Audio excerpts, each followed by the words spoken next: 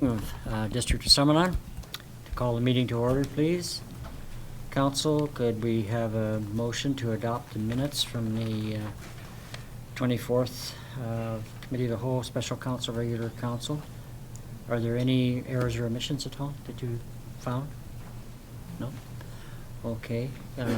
All in favor? Opposed? None. Okay. Next is 2.2, approval of the public hearing report. So I need that resolution to come forward, please. Councillor Boot, thank you. Seconded. Councillor Barkwell, all in favor? Thank you. And opposed? Resolution to adopt our agenda. Do we have any amendments? Thank you, Mr. Mayor. No. Okay, thank you. Okay, I might remind council that we have a busy agenda tonight. There are a number of items that are in the housekeeping area, and I'd like to be able to move quickly through some of those, please. And so could we have a resolution to adopt the agenda, please? Councillor Peak, Councillor Boot, all in favor? Opposed? None? Okay, moving ahead to public hearings. And we have, I'd like to call the public hearing to order. And the public hearing process is as follows. This public hearing is being held pursuant to Section 465 of the Local Government Act. During this public hearing, anyone who believes that his or her interest is affected by the proposed development will be given a reasonable opportunity to be heard or to present written submissions respecting matters contained in the bylaws that are the subject of this hearing. All information, correspondence, petitions, or reports that have been received concerning the subject bylaws have been made available to the public. Council may ask questions of staff and public, but once the public hearing is over, no new information can be received. Council debate on the bylaw will take place when the bylaw is considered after the conclusion of the public hearing. At that time, any questions of staff will be for clarification purposes only. I will be inviting the public to come forward and present their comments.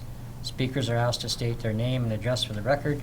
Speakers are encouraged to limit their remarks to 5 minutes and should include all of the relevant information in their presentation. Further opportunity will be afforded for all persons to speak a second or third time once all persons have had an opportunity to speak. I'd like to ask the Director of Development Services to introduce the item, please. Dean. Thank you, Mr. Mayor. As noted, it is a zoning bylaw text amendment application. It is to amend the I-1 zoning district to add dormitory as a permitted use in that zone.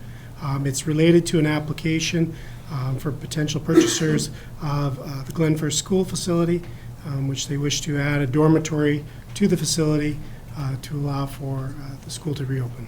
Thank you, Mr. Mayor. Thank you.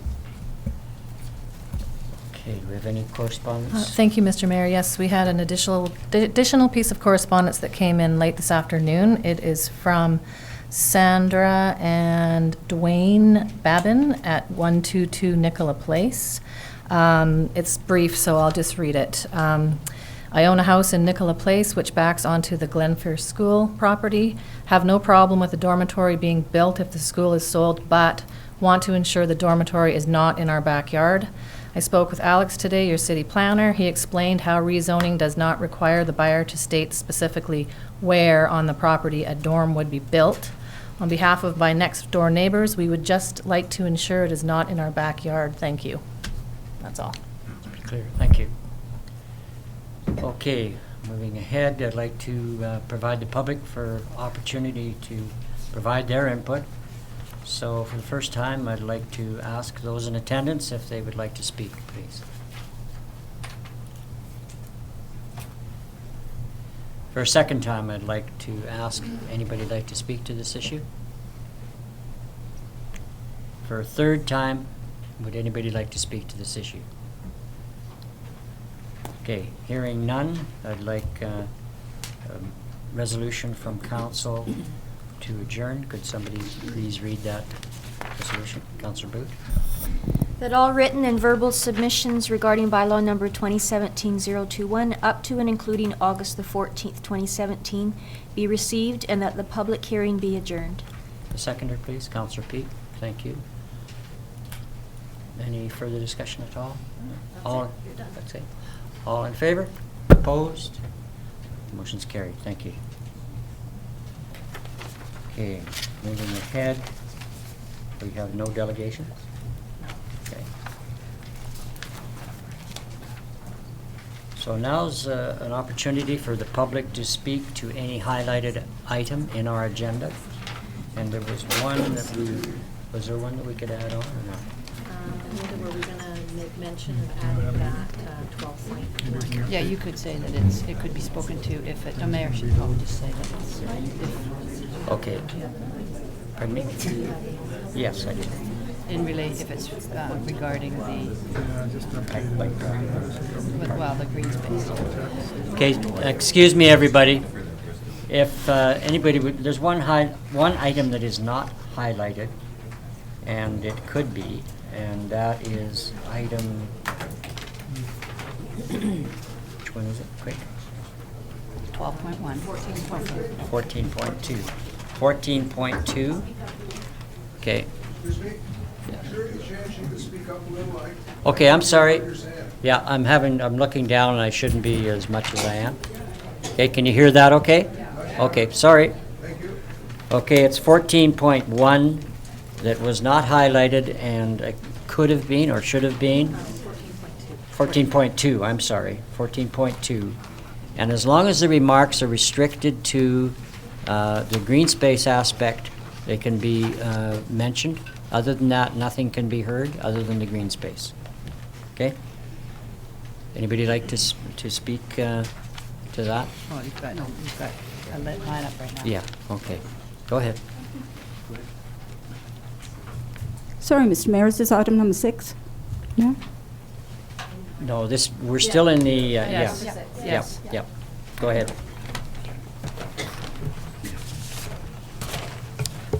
Okay.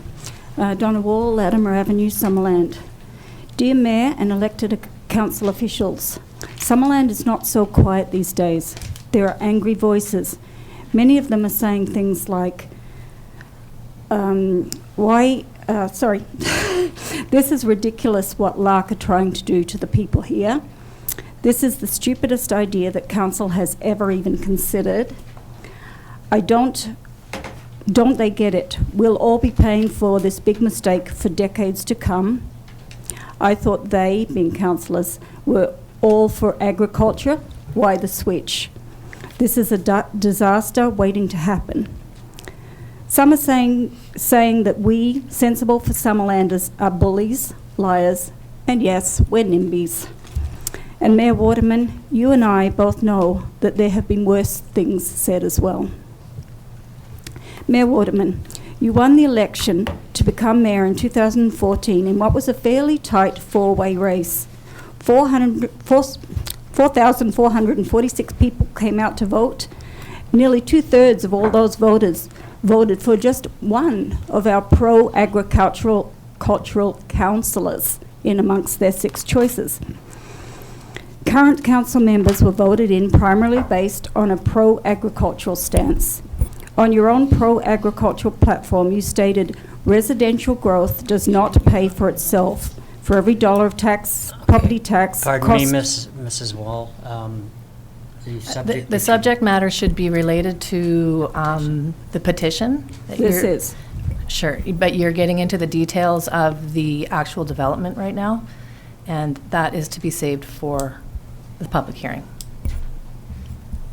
I'm Those sorry, sorts of I was getting opinions. into the numbers of residents against, but okay, now the residents have spoken again, and the voice of over 3,000 people need to be listened to.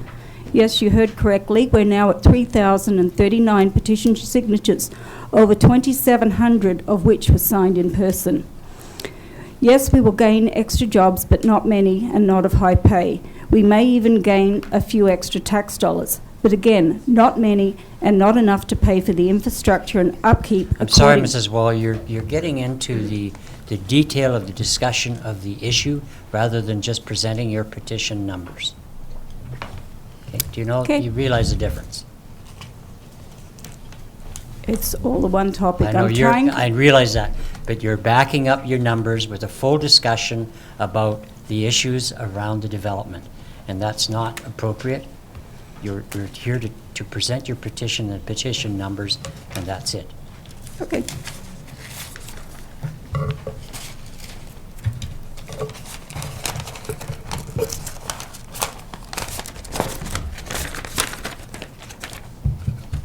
Thank you. Thank you. Next. Yes, sir. Mayor and Council, Brian Christopherson, President of Summerland Pickleball Club. Just like to say that if there's any questions tonight regarding Brenda's report before Council, we're here to answer any questions. And that's it. Nice and brief. Thank you very much. Hi, council members.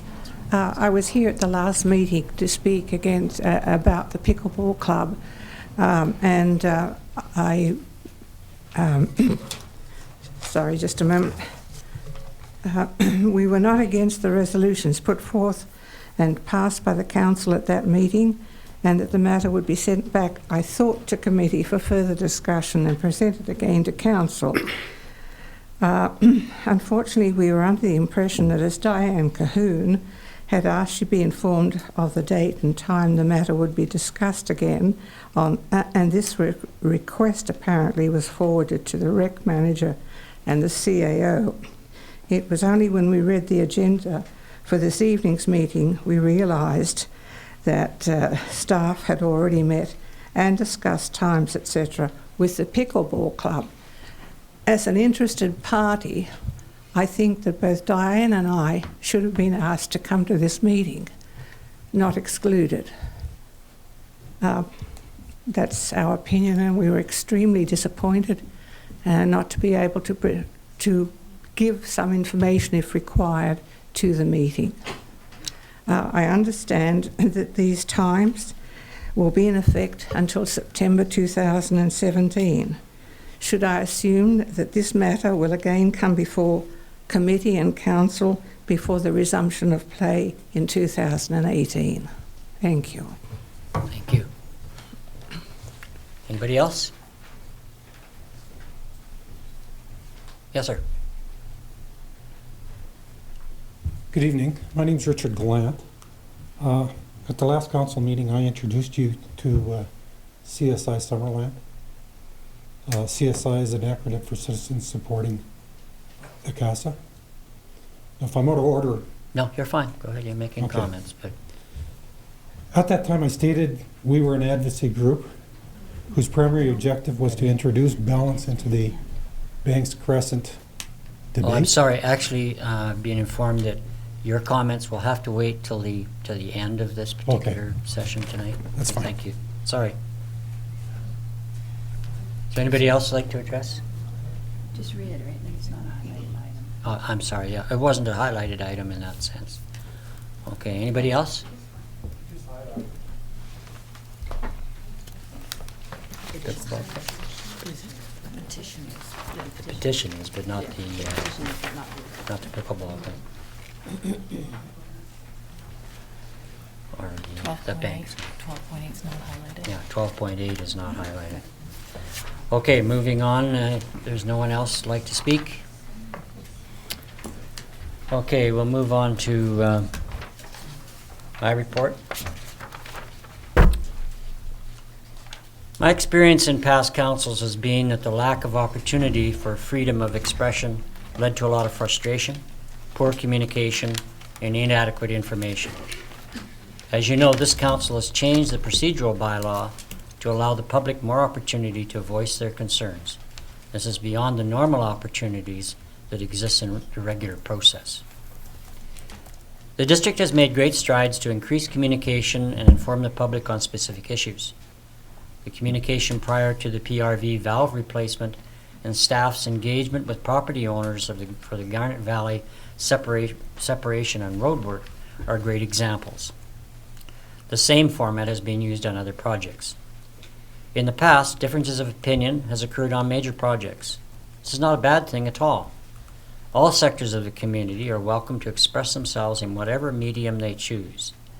During the terms of past councils, I have witnessed the same level of passions as we are witnessing now. The first two iterations of Horton Street proposals come to mind. My history goes back to the beginning of those projects. Where things jump off the rails is when hard positions are taken either for or against proposals prior to substantive information being available. Thus, harsh comments can sometimes appear on social media, and passions and opinions can overtake fact. The result sometimes is intimidation and the fear to speak out for or against a particular position. Just would like to say that careful consideration should be taken before hitting the send button. We will continue to bring forward projects and topics that may be controversial, and everybody needs to be respectful as council goes through the steps of the process. Thank you. CAO. Council, I just have two items to bring to your attention today. One is regarding the switch upgrade that we've talked about for the Prairie Valley substation on the electrical utility. The last time that we brought it to council, we were looking at options, and our manager of utilities was going to go out and meet with the businesses and institutions in Summerland to find out what kind of impact there would be on this shutdown. So a full report will come to next council meeting, but at this point in time, we're still planning for October 15th and 22nd from midnight to 6 a.m. So that's a midnight Saturday night till 6 a.m. Sunday morning. And the businesses that we've met with have expressed appreciation for notice. Most have backup that will last that long. The electrical crew is still, and other staff are still looking at options to become more efficient and reduce that time. So that really is a worst case scenario. But as I said, we'll bring a report to council next agenda with more details. But that would be October 15th and 22nd. And then just lastly, in regards to flooding, which it seems like a long past event, but we've been in high gear in getting all the sandbags removed, and we had a really successful last couple of weeks with the additional crews that we've hired, and with one of our staff members being the project manager on that project. And we've almost cleared all the lots. We've got a few more to do this week. We're sifting the sand at the landfill as we speak. If you hear of any residents that haven't been visited yet, we've been leaving. There's always a chance that we've overlooked a property. So if you hear something, have them call the office as soon as possible. And I just want, we've been very fortunate in getting a lot of residents have a lot of gratitude towards our crews for the work that they did and the help that they gave them. And I just want to make sure we point out that not only was it the crews on the ground that were at the individuals' houses, but there were so many people. An event like the flooding that we had this year affects all of the staff in the district, because what one person's not doing, another one is, or the managers were very much involved. So it's a real credit to our entire organization for the way they handled the work that needed to be done. And just wanted to point out that it was the crews and the people in the back end as well. Thank you. Thank you. So we move on to 9.1, unfinished business, so resolutions coming forward. So the first one is that we've appointed a number of people to the Agriculture Advisory Committee. And I'd like to welcome the following people to the committee: Denise McDonald, Julie Sardina, Frank Capel, Gary Strachan, Don Barron, and Jean Lauer are now appointed with a term to expire March 31st, 2019. In addition, another resolution was brought forward that Councillor Aaron Carlson be granted a leave of absence from council duties between the dates of August 21st, 2017 and October 20th, 2017. That's it. Okay. Moving on, we've got 10.1, correspondence. Are there any items that any councillor would like to bring forward, please? Councillor Barkwell. Yes, Mr. Mayor, if I could, I'd like to ask probably our Director of Development Services or our CAO, if they have any opinions on these resolutions for UBCM concerning time spent on environmental assessments and the provincial assessment process, that they have resolutions on and how that might concern us in Summerland, and whether, which way we might want to vote on that. And we just have not had the opportunity yet to, as staff, discuss it and look at it. We will be doing that and perhaps being in contact with council by email this week. We haven't been able to connect on those ones. Yeah, I'd be interested in knowing what they meant to us, those particular resolutions. As you know, last year we met with them in regards to the riparian areas and some of the concern on the processes, and then trying to, so it's that same kind of thing, trying to look at the processes. So we will get back to you on that. Councillor Carlson? On a different topic, in regards to the proposed composting facility in the South Okanagan, I'm wondering if we have a update on if this has been voted on by the RDOS and when it would become the conversation here in Summerland. Okay. It's been in committee at the RDOS, and it's been in committee at the RDOS, and of the committee members there, this site of Summerland landfill area was chosen to be considered, and so it's yet to come to staff and to council. I believe, are we looking at the next council meeting, perhaps? I've been notified by staff from the regional district, so it will be on the next council agenda to determine whether or not council wants to entertain it and what process you will want us to undertake, what public consultation process and analysis process you'd want to undertake in looking at it. So next council meeting. Good. Thank you. Anything else? Councillor Peake, sorry.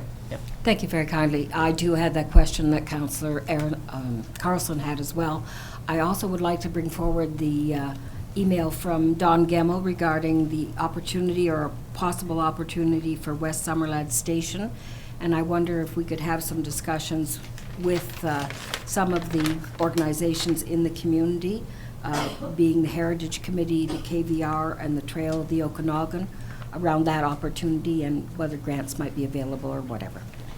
Yeah. Can I speak to that? Yeah, we'll be entertaining that. Would you like to say something? Yeah, just, and that the Community Development Coordinator, Angelique, has already started those conversations, and once they get started, more will come to council on that. Okay. Thank you very kindly. Yeah, Thank you, Mr. No, Mayor. it's an interesting concept, to try and make that area more aesthetically pleasing, especially since the train goes right through there. Okay, no other items? Could I have a motion to receive, please? Councillor Barkwell, Councillor Boot, all in favor? Opposed? Hearing none, it's carried. 10.2, committee and commission minutes, please. Would someone like to bring that resolution forward? Councillor Carlson? I'll move that the minutes included in the report dated August 14th, 2017, regular council for the manager of legislative services be received for information. Thank you. Seconder, please. Councillor Traynor, thank you. Any further discussion on that at all? Hearing none. All in favor? Thank you. Opposed? Carried. Okay, moving on to 11.1. Mr. Strachan. Thank you, Mr. Mayor. Excuse me. The next item is a development variance permit. The variance is to reduce the rear yard setback for a property that is within the ALR. It is zoned A1, and it is a single-family dwelling that the property owners wish to make an addition to. And as part of that addition would be encroaching into the setback area on one side. It's an unusual lot placement in that the front yard is, of course, the shorter dimension cutting through the property versus the shape of the lot would sort of indicate that the canyon view would be where the front yard is. But due to its frontage, it actually is this side lot line adjacent to the field. The second part of the variance application is to vary the farm home plate from 35% to 42%. This is in relation to the size of the property because it is a small property, and the zone has a minimum lot area of 5 hectares in the A1, which is 5 acres, which has created this concern for the property owner. Thank you. Okay, thank you, Mr. Strachan. I have a question regarding this. Was there any follow-up with the ALC regarding this? Because this is essentially the result of a home site severance a number of years ago. So we have the severed lot, which is the house that was the farmhouse on the property. So I'm a little surprised that we even discuss farm plate when it comes to what is amounting to 0.67 of an acre, and it's essentially a residential lot at this point. So was there any reference made to the ALC regarding how they handle severed lots? Because there's got to be lots of examples. So the property is located within the ALR. I realize However, that, yeah. the ALR regulations and does not require we refer to the Agricultural Land Commission, so it hasn't been referred to the commission, nor is it in convention of any of the regulations. It's Or contravention, not con- excuse me. Okay. Yeah, I'm somewhat surprised that the word farm plate applies to Yeah. a severed lot. The zone itself is applied to both the original parcel as well as the lot severed. So it maintains the A1 zoning, and this was one of the reasons council earlier this year asked for the A1 zone to go to the Agricultural Committee for review, is we have a number of properties that are undersized, and as a result, they carry that same zoning. And the zone is not really designed for these small parcels, it's designed for the Exactly. large agricultural Yeah, parcels. yeah. So it does create conflict and results in variances, and council this year has already seen 3 variances related to that particular zone. Okay, thank you. Council, Um, Councillor P? Mr. Mayor, excuse me, I just wanted to note we have not received any correspondence Okay, I'm on that development variance permit either. That was precisely my question. Thank you very kindly. Okay, and actually, there's also an opportunity for the public to speak at this time as well. Should have done that first, that's correct. Is there anybody here, is there a proponent here to speak to this particular item? Seeing none, okay. Council, we can proceed. Any questions of the planner?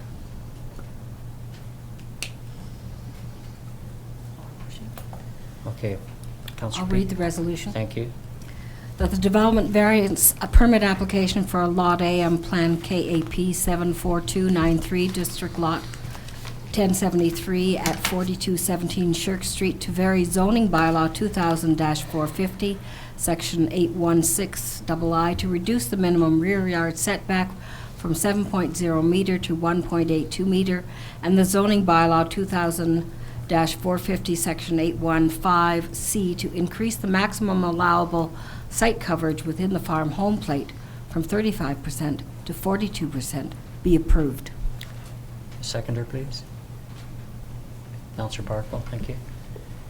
Any further discussion? Councillor Trainer. Do they still have to have a barrier at all between their lot and the one next to them? They've included in their package that the barrier is actually the wall itself. So you'll see the way the building has been designed. It's a solid wall on that side with limited openings, so it gives a barrier protection, so there isn't a conflict between the agricultural use and the residential use. Okay, thank you. Okay, anybody else? Okay, hearing none. All in favor? Opposed? Motion carries. Thank you. 11.2, Mr. Strachan. Thank you, Mr. Mayor. So this is another variance application. This one relates to 10605 Cedar Avenue. This is another lot within that strata subdivision. The strata was originally created with a vision of a 4.5 meter setback. A number of homes were constructed within the strata.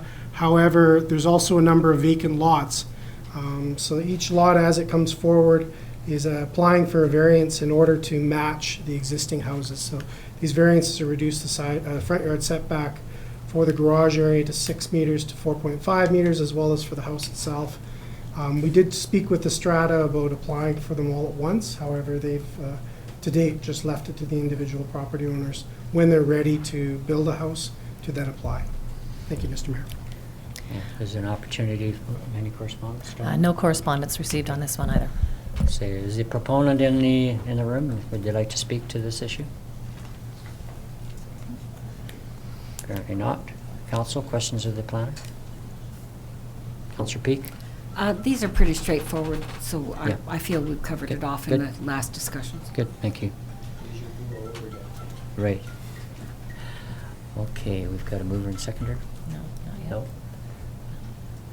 Would someone like to bring the resolution forward, please? Councillor Boot? As written? As written, yes, thank you. Okay, thank you. Awesome. Seconder? Councillor Trainer? Thank you. Any further discussion? Looks like no. All in favor? Thank you. All opposed? So just, we Okay. should note, since you did it as written, that it is to be approved. Yes. To be approved, yes. Okay. Okay, moving on to 12.1. Petitions regarding Banks Crescent. Thank you, Mr. Mayor. This is just to receive the petition that was submitted at the last council meeting. Okay, Thank you. Someone like to bring that forward as written, please? Councillor Boot, thank you. Seconder? Councillor Carlson? All in favor? Carried, none opposed? Okay, 12.2, Summerland Food Bank. Who's dealing with that? This is this is a letter for, an application for a letter of support. We contemplated just having the mayor write a letter of support, but it's good to bring it to council and be reminded what work the food bank and resource center is doing. They actually, Councillor Peak brought to our attention that they actually have asked for 2 letters of support. I would suggest that you do a broader resolution than our staff recommendation, and that District of Summerland Council supports the work that the food bank and resource center does in the community, and that staff is directed to provide letters of support as requested. Thank you. Someone like to move as stated? Thank you. Seconder? Councillor Holmes? Councillor Peak, you moved? I moved it. I would Yeah. like to speak to it. Yes. Thank you very kindly. Yes, I checked with John Bubb regarding this because I was concerned with the 2 possible resolutions. He said in actual fact they have 71 jobs this year up till now that have been put out that people have an opportunity to work at. And I think that's wonderful, that kind of help for the community and help for the people that are doing the work is wonderful. It also allows an extension because sometimes the people stay in touch with the homeowner and get other jobs after the summer season. So I think it's a very important initiative. Well, there's certainly a real resource in the community, so. Okay, all in favor? Opposed? Carried, thank you. Moving on to 12.3. Go ahead. Jeremy? Well, you've got the report in your package for this renewal. We can speak to it if you have any questions. Yeah, Council, you've had this and a number of others in your package. You ready to move ahead? Someone like to bring the resolution for 12.3 up as written, please? Councillor Barkle? I'll make that motion. Thank you. Seconder? Councillor Peak, thank you. Any further discussion at all? Okay, all in favor? Opposed? Carried. 12.4, the Cadrell Avenue lease. Same thing applies. We've all had it in our package to read. Someone like to bring that forward as written? Councillor Barkle? As written. Thank you. Seconder? Councillor Holmes, thank you. Further discussion? Yes. Just want to note that I've read the reports and the appraisals, and the amounts, although small, are very reasonable. Yeah. they're pretty much in line with leases that I'm familiar with over time. They're not hard decisions. Yeah, exactly. Okay, all in favor? Opposed? Carried. Thank you. Okay, we're moving on to 12.5, Jones Flat and Garnet Valley Water System separation. So we have a report here for council. Chris Johnson's on holidays this week, but we had let council know that we would give an update on the project expenses since we had the change in the process not too long ago. As you can see from the summary that's presented, in a $6.8 or $6.9 million project, at this point in time, we're within $25,000. We're expected to be in within $25,000. There's a lot of somewhat unknowns right now, but as he mentions in his report, the project is going well.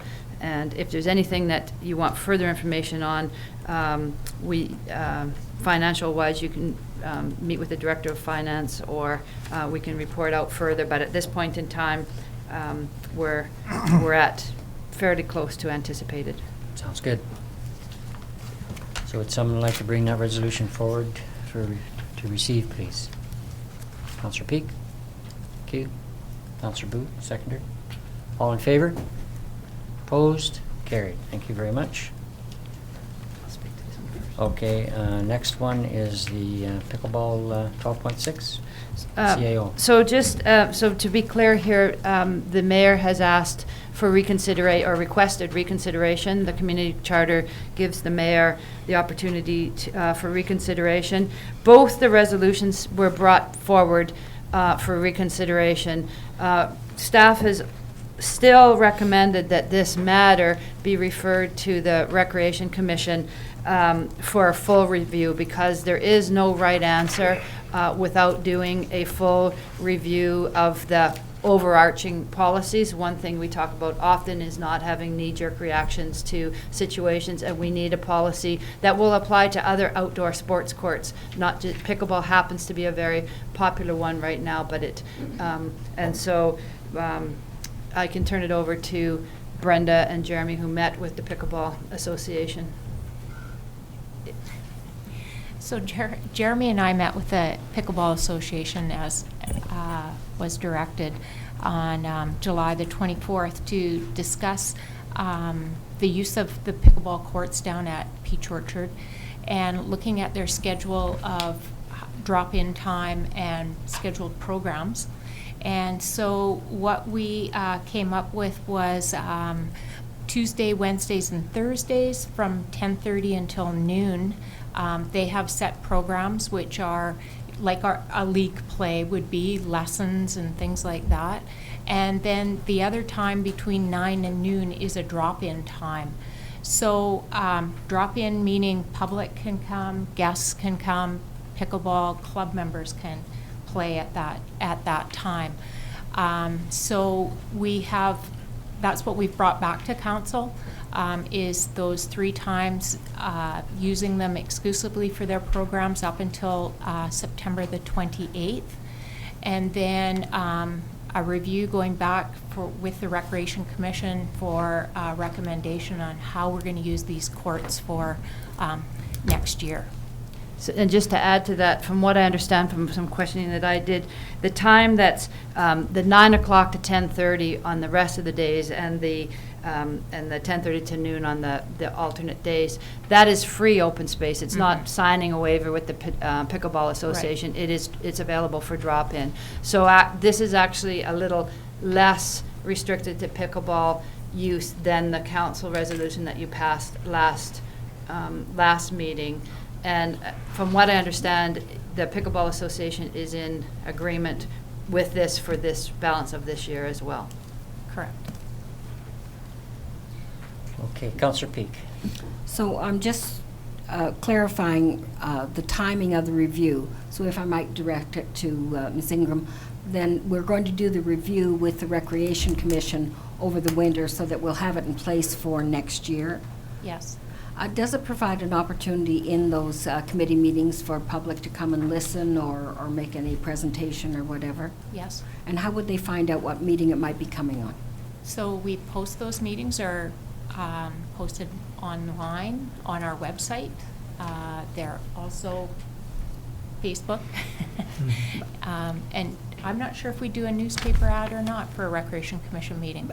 But there wouldn't likely be a newspaper ad, but on an item like this, with the number of, there's a number of ways that they can publicize it, and I wouldn't think they're going to have one meeting and make their decision. So we will ensure that it's on both, all of the different methods, and in the newsletter especially, to have some input. It's going to take some pretty thorough review. In order to do a policy like this properly, you need to look at what is work. Pickleball is a big sport in every municipality, and we're not the only one facing this, so we need to make sure that we gather the information, not just from the 3 or 4 neighboring communities, but in other communities in the province as well. So we'll be gathering that, and we'll ensure that it's well out there for the opportunities.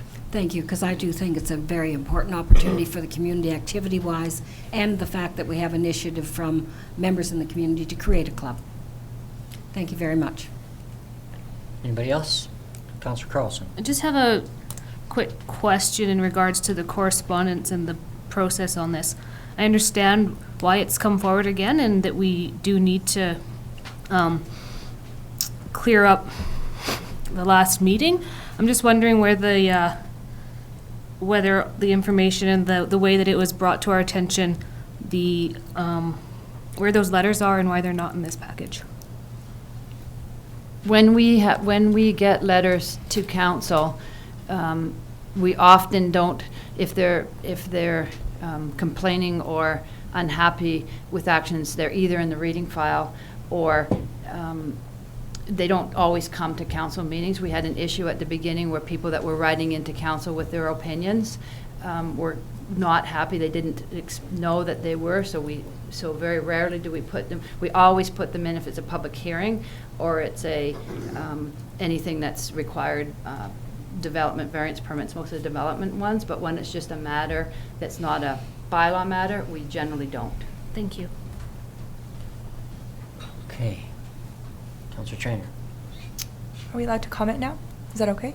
Yeah. Okay. I just wanted to say I'm very supportive of the pickleball club, and I think that they do really good work as well as everyone else who wants to use the courts. So I hope that with the when the discussion comes to the Rec Commission, I think it's really good, and I hope that they'll be able to come up with a policy that makes everybody feel welcome on the courts. Okay, thank you. Someone like to bring the resolution forward, please, as written? Councillor Peak? No, I won't bring it forward as written. I'd like to read the resolution. As I've Go said ahead. before, I think it's important, Good. both for the gallery and for those that may watch this later, that the pickleball courts of Peach Orchard Campground be designated for the exclusive use of the Summerland Pickleball Club on Tuesday, Wednesday, and Thursday between 10:30 and noon until September 28th, 2017, and that the matter regarding the use and booking of district outdoor sports courts be referred to the Parks and Rec Commission for review and recommendation. Thank you. Seconder, please. Councillor Trainer. Thank you. Any further discussion? Good. Okay, all in favor? Opposed? Carried. Thank you. Is that opposed? Pardon me? Just asking Carlson to oppose. No. Okay, 12.7. Mr. Deniger. Thank you. This report is regarding property at 9220 Shale Avenue. It is district property. On Schedule A, which is page 4 of the report, there's some maps to reference regarding both its context and the details of the proposed new property line. This was triggered by a request from a neighboring property owner who would like to expand their business to that property, very similarly to a property just south of it. Staff have reviewed it. All departments have reviewed the request. We've received a lot of input and made a lot of adjustments to the proposed sale property. And so we're simply presenting to council to see if there's interest in selling this property. What we're recommending is a public offer so that neighboring properties or perhaps even a third party have an opportunity to bid on that property. Okay. Thank you. Questions of Mr. Deniger? Councillor Peak? Yeah, if I may, the fire chief has requested the kind of line that will still allow access for the training ground, and that all the electrical, et cetera, would then be maintained on public lands. Is that correct? That's correct. The northwest corner on the map, you can see an electrical line. What's not showing on the map is a number of other lines, sewer, water, and so forth. Rather than placing just an easement on there, if possible, we'll actually just subdivide the property so that it is on district land forever. And that line then also included the fact that we have recreational trails above that, and we wish to retain that opportunity as well, or is that within the lines of this particular? All trails that you're speaking of are outside of the property that would be sold. They would be retained within district property, yes. And if I may, something that is not necessarily covered in the report, but I know that it went to all the departments. There would be no advantage to retaining it for use for public works, for storage of equipment or anything in the future? No department voiced any interest in the property. Okay.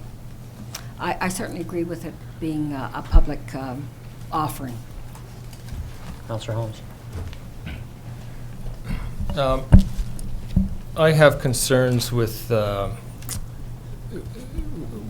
disposing of this land. I think, you know, many people in this community have a vision of a trail system around Giant's Head as the base, and there are public trails in there. And as our trails develop, and we're doing a trails master plan, I don't know if that'll be included in this or not. This will be part of this or not.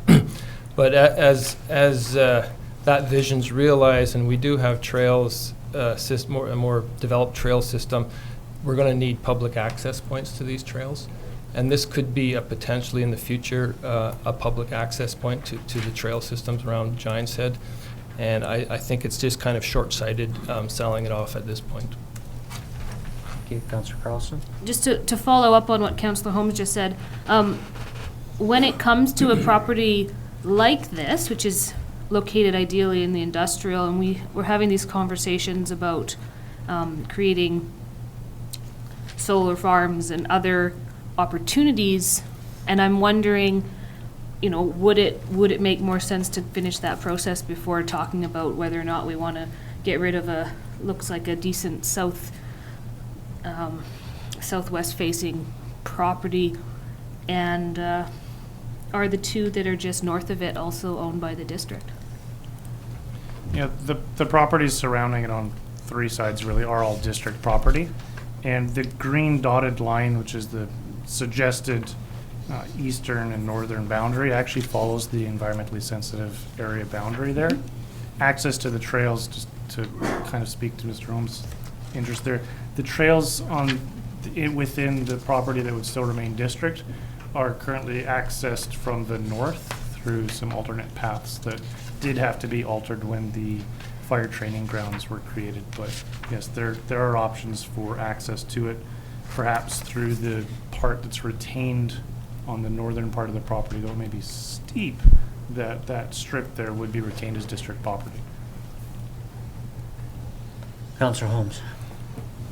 Yeah, I think currently is the operative word. We don't know the future, and we look at as we're developing the Giant's Head Trail Master Plan right now. One of the issues that we're confronted with is parking for accessing that trail, and there might be other access points around the community in the future, and you know that might be a parking area for people accessing the trail. I don't think we know that because we haven't really developed our trail system that thoroughly yet. I just don't see us why we'd want to shortchange ourselves, and regret at some point in the future for what. Councillor Peak.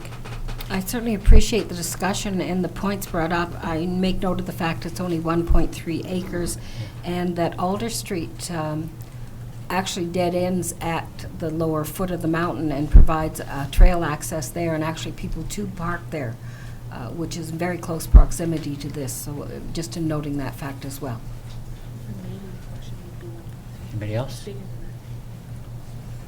I think I'd like to add that we are also trying to promote better and more economic activity in our industrial area.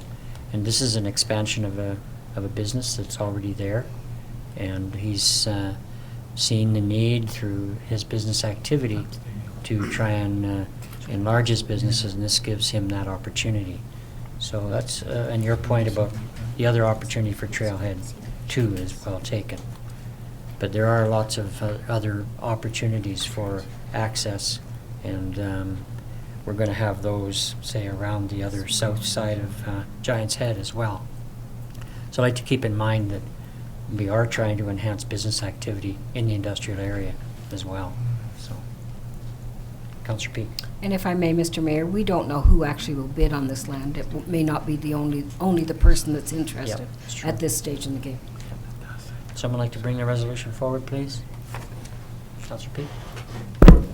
That the staff be directed to acquire an appraisal for the district-owned property at 9220 Shale Avenue, Summerland, BC, and that staff be directed to subsequently publish an invitation to submit offers to purchase for this property.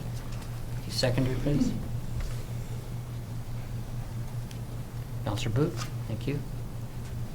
Any further discussion? Councillor Barkle. Yeah, I was just sort of wondering about the process. Will the exact property lines be laid out prior to the appraisal, or just sort of maybe roughed out, or how does that work? And then the buyer, do they have like an exact surveyed lot that they would then bid on, know what they're bidding on? Or? The two property lines are actually defined along the ESA boundary, so they'll be very accurate. The northern boundary will be determined by the services, so also again quite accurate once we get on the ground. But the final legal survey would be part of the process. It wouldn't be prior to the offer. So you'd be getting offers on, I guess they'd just say approximately or plus or minus 10 feet or something. Dean, did you want, Mr. Strachan, did you want to speak to that? There's actually a break in the slope that you'll see in your drawings that follows that green line, and it's somewhat disturbed below that, so it's actually quite clear in the field which area would be not ESA versus the more natural area above it. It's a very apparent on the ground. You can see it in your photographs where the other development has taken place to the south, where that property has taken advantage of that same bench. This bench just extends all the way north along the back of these properties, with the access then coming out to Shale Avenue. So it is quite visible and quite pronounced in the field. So we'll have a fairly close area, but it won't be to the exact meter until we have a survey done as part of the subdivision. And this is, to Councillor Barkle's point, it's not particularly common to do the sale of a district property without the survey done and the subdivision done first of all, but in the research that Mr. Deniger did, and along with Mr. Strachan, it is common, it's practice, it's not unusual practice, it's just certainly different than what I've done before to have it a condition of the purchase of sale to get the subdivision complete. Councillor Barkle. I'd just like to note that I share Councillor Holmes's concerns about trails, and Councillor Holmes and I hiked around that area on Friday and had a look at things, and I think I'm satisfied that it wouldn't interfere with any potential trails. Okay, thank you. Okay, we have a mover and seconder. All in favor? Opposed?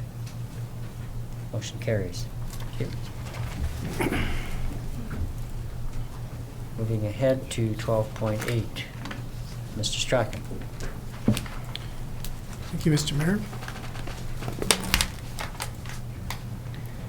We have an update report for 13610 Banks Crescent. There's two resolutions before council. One related to a request from the Freshwater Fisheries Society of British Columbia to address council, and we're asked council to consider that resolution in advance of us presenting the rest of our report. Thank you. So is there, so if council was interested in having the fisheries speak, they would, somebody would make a motion, Okay. And you would need a unanimous support. Would someone like to bring that first motion forward, please? Councillor Carlson. I will move that a representative from Freshwater Fisheries Society of British Columbia be permitted to address council regarding the proposed ICASA development and to provide an updated statement on the project. Seconder, Councillor Peak. All in favor? Unopposed? Carried? Okay, would Freshwater Fisheries like to come forward, please?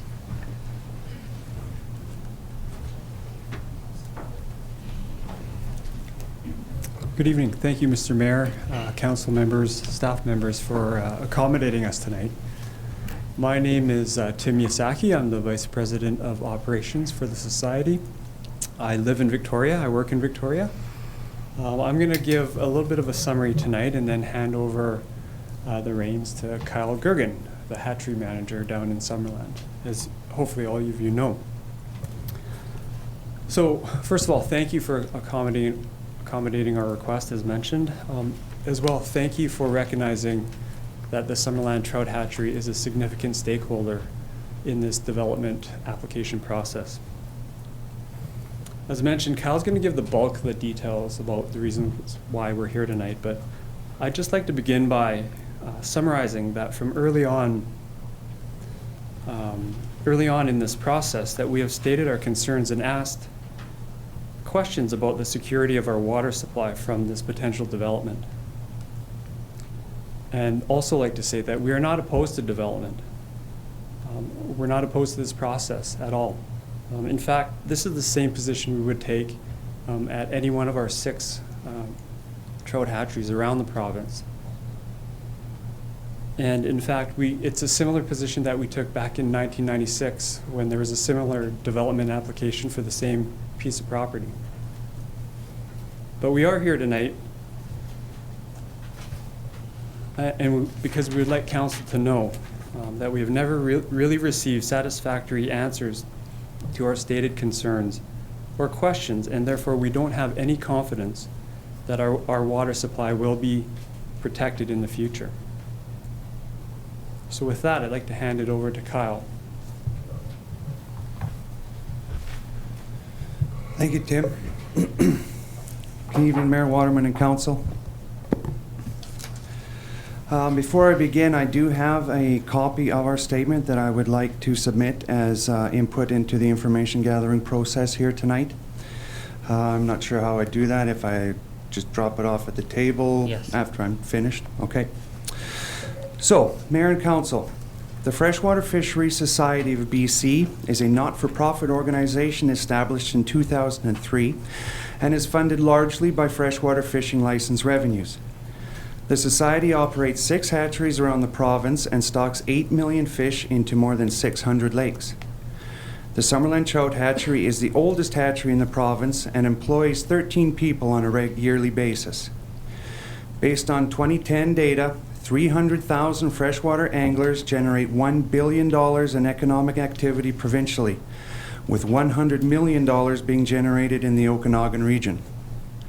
Water from the Shaughnessy Spring supports all of the Summerland Hatchery's fish production, and it is this production that is largely responsible for supporting this region's recreational fishery and its resulting economic impact. Since the first water license for Shaughnessy Spring was issued in 1902, the spring has played an important role in both Summerland and British Columbia's history.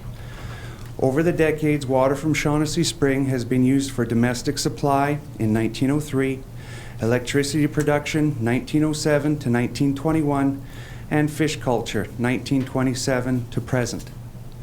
In 1967, the Summerland Trout Hatchery became the sole user and water license holder for Shaughnessy Spring. In 70 years of operating the Summerland Fish Hatchery, production has never been interrupted due to Shaughnessy Spring water quality or quantity issues.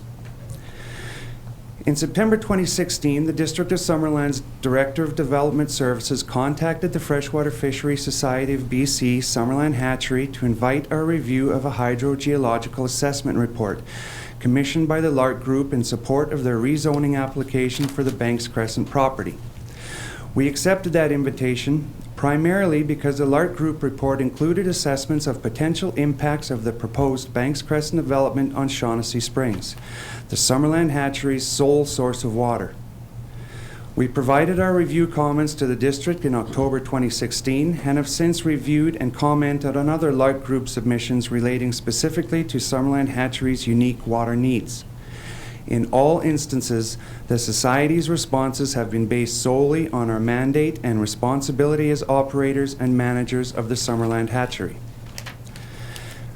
Our October 2016 review of Lark Group's hydrogeological report provided our assessment of potential water quantity impacts and water quality impacts on Shaughnessy Spring.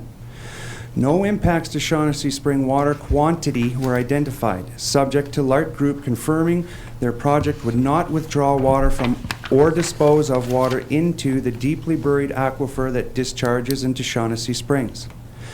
Lark Group did provide such confirmation. Accordingly, the Society was satisfied that the availability of water from Shaughnessy Springs was not at risk. However, regarding potential water quality impacts, Lark Group's report identified construction vibrations as having potential to increase the turbidity of water discharging into Shaughnessy Springs, and we further identified stormwater runoff from the developed property as a potential source of water quality impact. Given the very high consequences associated with frequently high turbidity water and/or urban storm water entering our Summerland facility, district staff requested we directly consult with our Lark Group and their consultants to explore options for effectively reducing these risks. Multiple discussions and correspondence occurred between the Society and Lark Group and/or their consultants during November 2016 to March 2017. Following an in-person meeting on January 4th, 2017, we provided our written opinion that the concepts presented by Lark Group for reducing water quality impacts did not provide adequate assurance that high turbidity water and/or storm water containing urban pollutants would not impact Shaughnessy Spring. Given the sensitivity of the Summerland hatchery aquatic environment to turbid and/or polluted water, we further stated that risks to hatchery operations could only be managed by establishing a contingency water supply to provide water of suitable quality and quantity to maintain hatchery operations during a water quality impact event. During the 3-month period of January to March 2017, the required contingency water supply became a primary point of discussion between the Society and Lark Group. However, on March 30th, 2017, the Lark Group unexpectedly issued a letter to the district that publicly challenged the Society's rationale for the contingency water supply. It was our opinion that the Lark Group letter also included misrepresentations of the Society's positions and motivations and therefore completely undermined the ongoing consultations. On this basis, the Society issued a letter on April 12, 2017 to Mayor and Council to confirm a withdrawal from any direct communications with Lark Group, to affirm the Society's status as a water stakeholder, and to state, "We have come to the conclusion that the only means of ensuring the viability of our hatchery and the recreational fisheries it supports is to remain on record as being officially opposed to this development." Since April this year, the district has continued to intermittently approach the Society, provide relevant updates, and to solicit comments, and the primary topic has been the requisite contingency water supply. Recent public correspondence indicates that the Lark Group is considering Okanagan Lake as a water source via an existing district intake and water license. We respect that the Lark Group's assessment of Okanagan Lake water is ongoing. However, our current opinion is that their recent qualitative responses to our queries do not adequately support their position that Okanagan Lake water is suitable for hatchery applications. Recognizing this, and given our existing unaddressed concerns identified during the preceding 10 months, our Summerland hatchery manager attended a July 24th, 2017 council meeting to officially state our opposition to the rezoning application and the proposed amendments to the official community plan and the development as it currently stands. In summary, we interpret the Lark Group's ongoing efforts to assess Okanagan Lake as recognition of the Society's requirements for a permanent contingency water supply to maintain hatchery operations in the event of the development adversely affecting water quality at Shaughnessy Springs. However, insufficient detail has been provided for us to determine how this contingency water supply will meet our facility's stringent water quality and quantity requirements. Without these details, the Society must remain opposed to the proposed development and any other development that could impact water quality in Shaughnessy Springs until there is sufficient information that demonstrates the viability of this or any other contingency water supply source. We understand the LARC Group has committed to implementing state of practice administrative controls, which the Society expects should be effective in reducing, but not eliminating, the potential for water quality impacts on Shaughnessy Springs. It has been our long-held position that these administrative controls must be expanded to include construction phase and post-construction monitoring of aquifer and spring water quality, to acquire data that confirms the need to implement the contingency water supply scenario before any affected water enters the hatchery. Without commitments to implement these specific water monitoring programs, the Society cannot support the proposed development. Thank you very much. Thank you. Appreciate that. Mr. Strachan? Is there questions from council? Are there questions of Mr. Gergen? Councillor Booth. Thank you, Mr. Mayor. Towards the end of your address to us, and thank you for that, you mentioned that the hatchery does not have the details that they require to assure that the quality and quantity is satisfactory with the intake from Okanagan Lake. Can you give us what it is that you need in order to, what details you require? Okay. Like specifically? Yes, so specifically, and I can guarantee you I'm not including all of the realms of the water quality and quantity requirements that we need, but we are talking about temperature. We are talking about pathogens in the water. We are talking about something as simple as an invasive mussel clogging up the intake screens. We are talking about, in terms of temperature, we are talking about heating or chilling of that water. We're also talking about how is that water being delivered to the Summerland trout hatchery. We are also talking about different times of year in terms of temperature control. But the biggest one for me as hatchery manager would absolutely have to be, another one is, are we going to be having to remove gases from water at depth? This is the kind of information that we would have to be looking for. For me as hatchery manager, the two biggest ones for me would be water delivery, temperature, and pathogens. As I've stated in a previous letter, there is a known virus called IHN in the water. In Okanagan Lake, it just occurs naturally. The fish that are living in Okanagan Lake are, for lack of a better term, immune to these particular virus. Our fish at the hatchery are never exposed to this type of virus, hence we do regular fish health checks to make sure that our fish are not carrying disease or pathogens before we put them out into the lakes.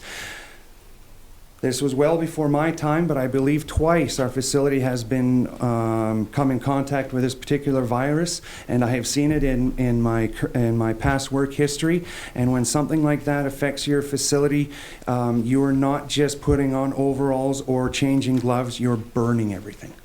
It is very, very destructive. And for a hatchery manager, temperature, water delivery, and pathogens in the water would be my significant concerns. Thank you. Anybody else? Councillor Barkle. What do you need in terms of water volume? The Shaughnessy Spring currently provides us with 2,800 to 3,000 liters per minute. We would need exactly the same amount of water. You use the entire amount of Absolutely. That? Yes. Yep. The Shaughnessy Spring, there's no denying, over decades has diminished. But it absolutely meets our current and future operational requirements, and it puts out 2,800 to 3,000 liters per minute. And what is that in megaliters or cubic or acre feet? Do you know? Nope. I deal in liters per minute. You do the math, Councillor. Yeah, I'll do the. Yes. thank you very much for the detail. It appears to me, though, what we're looking at here is, just not enough attention paid to those details to your satisfaction by the developer. And so I appreciate your comments, and I think it's up to the developer to come up with the information that you require to satisfy your concerns. And I think, to be sure to, I would hope that the hatchery can enunciate those concerns adequately to our staff so that can be passed on to the LARC group.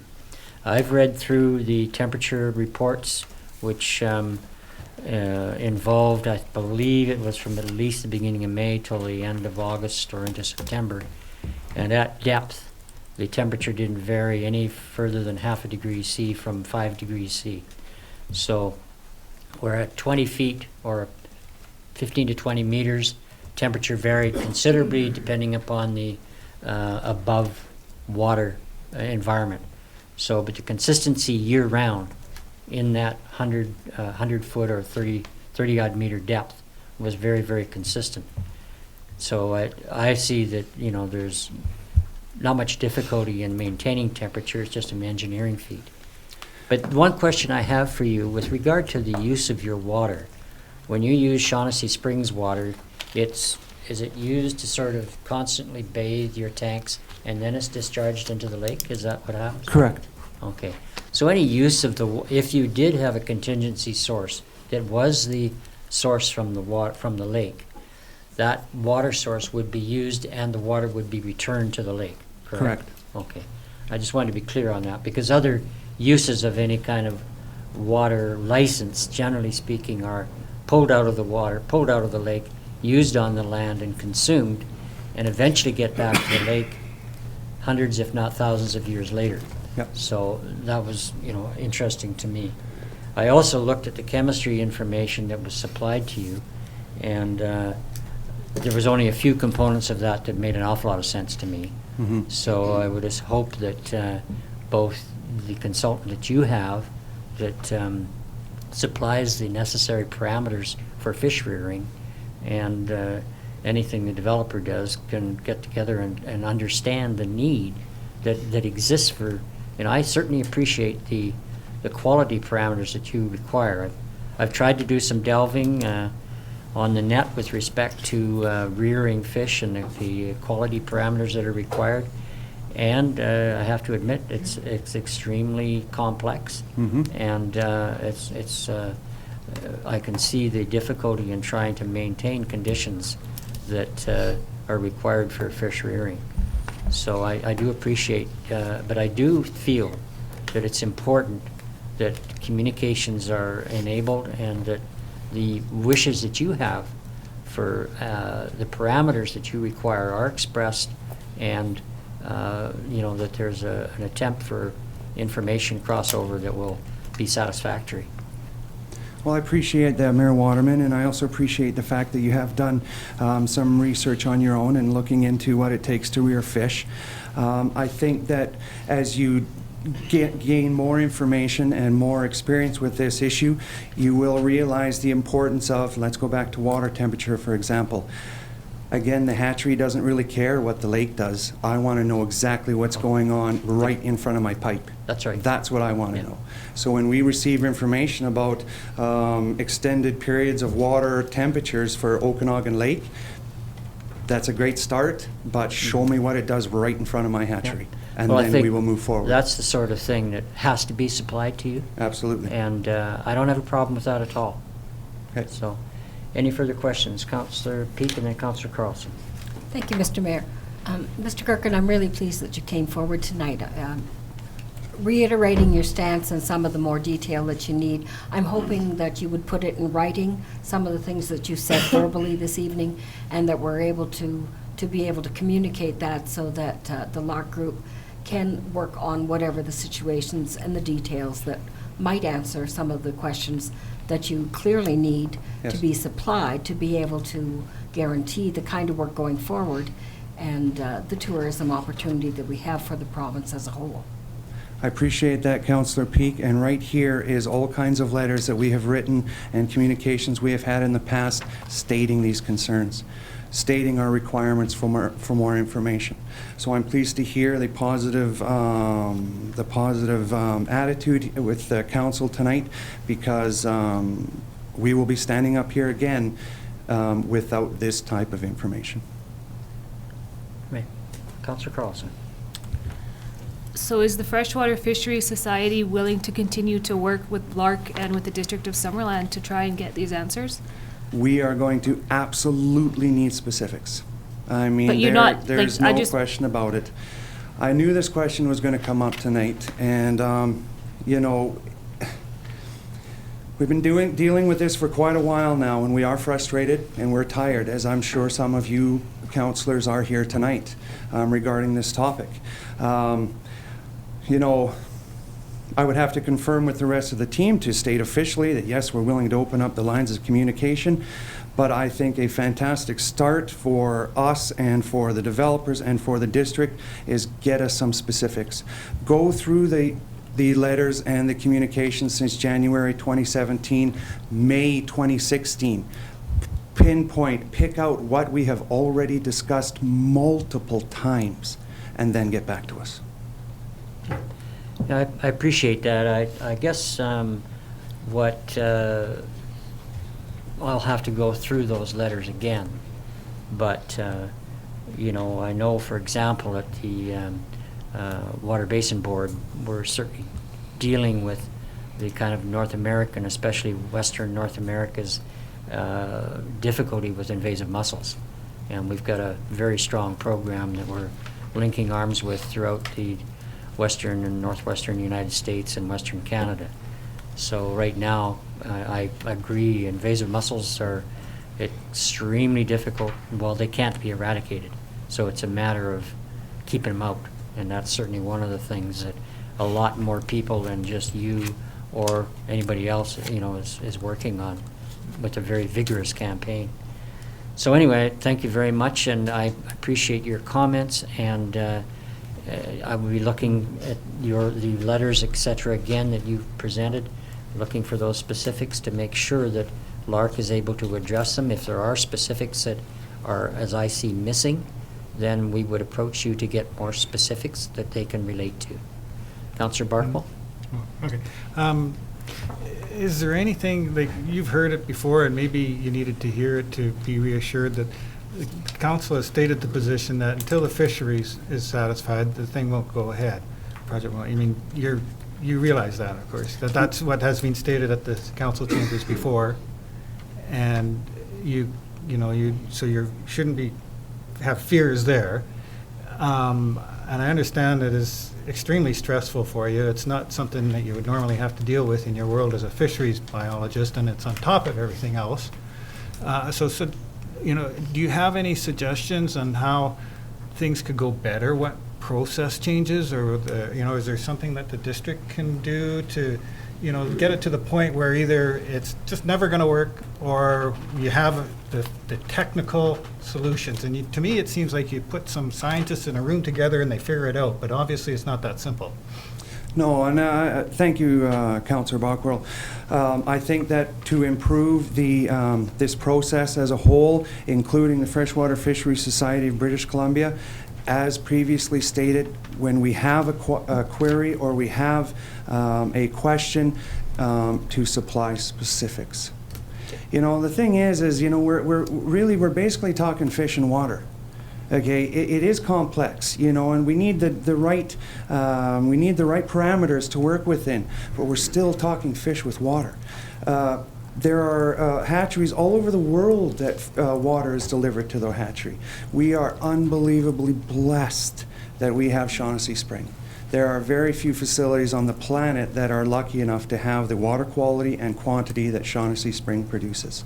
In order to improve this process, when a question or a query for information comes up, specifics. I don't care how long it takes. We're in this for the long haul. Me personally, I kind of got the feeling that right off the bat, this is going to come down to last man standing. I am committed for my crew and my society that I will be one of the last men standing. But in order for this to move forward, we are going to have to talk specifics. Thank you. Actually, I appreciate that. Councillor Peak. Yes, I'm wondering, do we need to do a resolution to direct staff to work with this in the details? I don't believe you need a resolution because you've already directed us that this needs to be done to your satisfaction. So I do think that Mr. Strachan might have some more information that he's going to talk about today as a first step at the next part of it. But no, I would suggest not a resolution.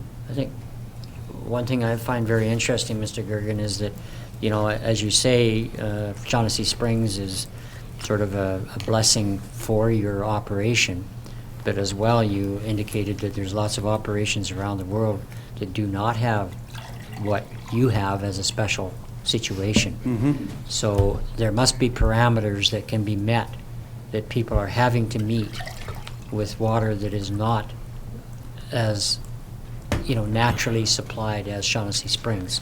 So I would hope that we can access the kinds of parameters that are required to come up with an answer for you. Yes. And again, I appreciate the effort, Mayor Waterman. I just, again, from my hatchery, I just want to be clear that we don't want or need a contingency water source. We have water that that gives us enough water quality, quantity for our operational purposes. The only reason we are talking about this is because we are involved in this process. Good, thank you. And just like we were never given any guarantees of protection for our water source, I can't stand up here and give any guarantees that we will ever support this project either. Good, thank you. Okay, Mr. Strachan. Thank you very much, Mr. Thank you. Gergen. Appreciate your time. Mr. Strachan, I guess you have an update for us? I do. So council at their July 24th meeting asked staff to review where we're at with our study and review of the different infrastructure components. We now come back with an estimating of October 10th to complete that process and report back to council. So this would be to sort out the components of the sewer, the water, the roads, the electrical, and then prepare a report to council with recommendations on those components as far as what should be included as part of the master development agreement. Then the public hearing would be scheduled following that on October 26th. So those are tentative dates that were brought forward for council's consideration. The other components of the report included some updates, but the one we received today, which we weren't able to bring into the agenda, we received 2 letters from the LARC group, and I have copies available for council. One is just a summary of their support letters that they've received to date. The second one is related to the aquifer. So the LARC group has brought forward a second option to the alternate water source. Being their summary, they're looking at re-examining how to address the hatchery's concerns, and quite specifically are looking at an alternate option for addressing those concerns of not looking at an alternate water source, but instead looking at what they're going to be doing on the site and how they can address it through monitoring and wells to ensure that they're not impacting the aquifer. So they've provided in this package 2 additional geotechnical as well as hydrological reports, specifically around the concern of turbidity and how compaction and compacting machinery during construction would impact the aquifer during construction, and how far those vibrations would carry through the soil surface. So they've provided in here that it would carry in 5 to 10 meters into the surface based on the soil materials that are there, as far as vibration impact that could cause sediment, which is 10 to 12 meters below the lowest elevation that they're proposing to have construction. So they've outlined a strategy within the letter which includes installing permanent water monitoring wells. They would monitor the turbidity, and they would leave those monitoring wells in place permanently, as well as beginning to collect baseline data so that they have a source for that, as well as looking at How they're going to do a stop work modification in the case of detection of turbidity to ensure that it doesn't, any construction works would cease, as well as going forward with the other components of overland flow, so sediment and erosion control plan, which has been reviewed by our city engineers as well as our consulting engineers. So that plan's been in place for quite some time, is to prevent overland flow, which was a significant concern. Originally, they were looking at groundwater return for their stormwater. Now we're looking at an outfall to Okanagan Lake, so they're not putting water back into the soil. The second component being, how do you control water movement on the site during construction? And they've provided a sediment and erosion control plan.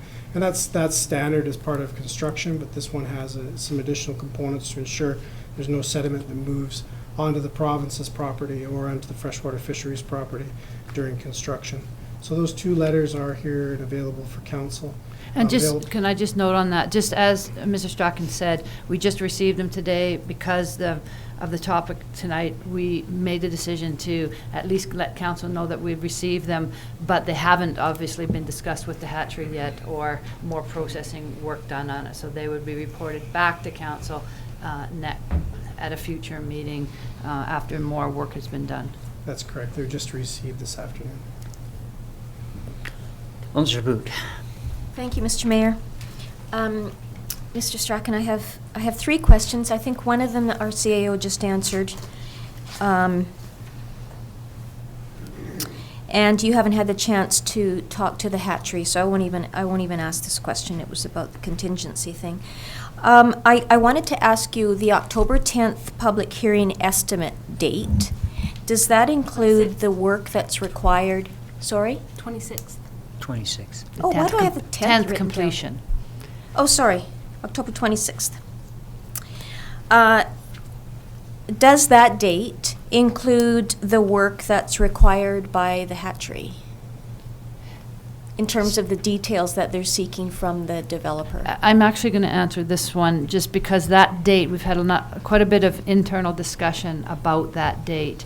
And I would really recommend that council asked for some estimates. So the focus was with our engineering department and where they're at with the roads and the electrical and the wastewater, and didn't take full, and even that is, there's a lot of wild card in that, so we'll really need to re-estimate it. I mean, he knows that the desire is to get moving on that. The answer about the hatchery is that's really not known because it depends if we can get the LARC group providing those details as noted tonight. So that specifically wasn't considered because we don't have that data. We don't know. We just know we have to keep pushing LARC group to say council's wanting to look at a public hearing sooner rather than later. We need to get moving on this. Okay, so realistically, it could be sometime after October the 26th. Okay, thanks. That answers that first question. And the other question has to do with the monitor wells. Does LARC know if the wells that they're monitoring, the turbidity, if that water actually goes into the aquifer that feeds Shaughnessy Springs? The monitoring wells? Yes. Are they in the aquifer? They monitor the aquifer. Yes, they're installed at this time. Yes, I understand that they're installed at this time. Do we know if the water that they're monitoring actually makes its way into the aquifer and comes out at Shaughnessy Springs? My understanding from the Golder report some time ago is that there's lots of water under Banks Crescent and it's all over the place.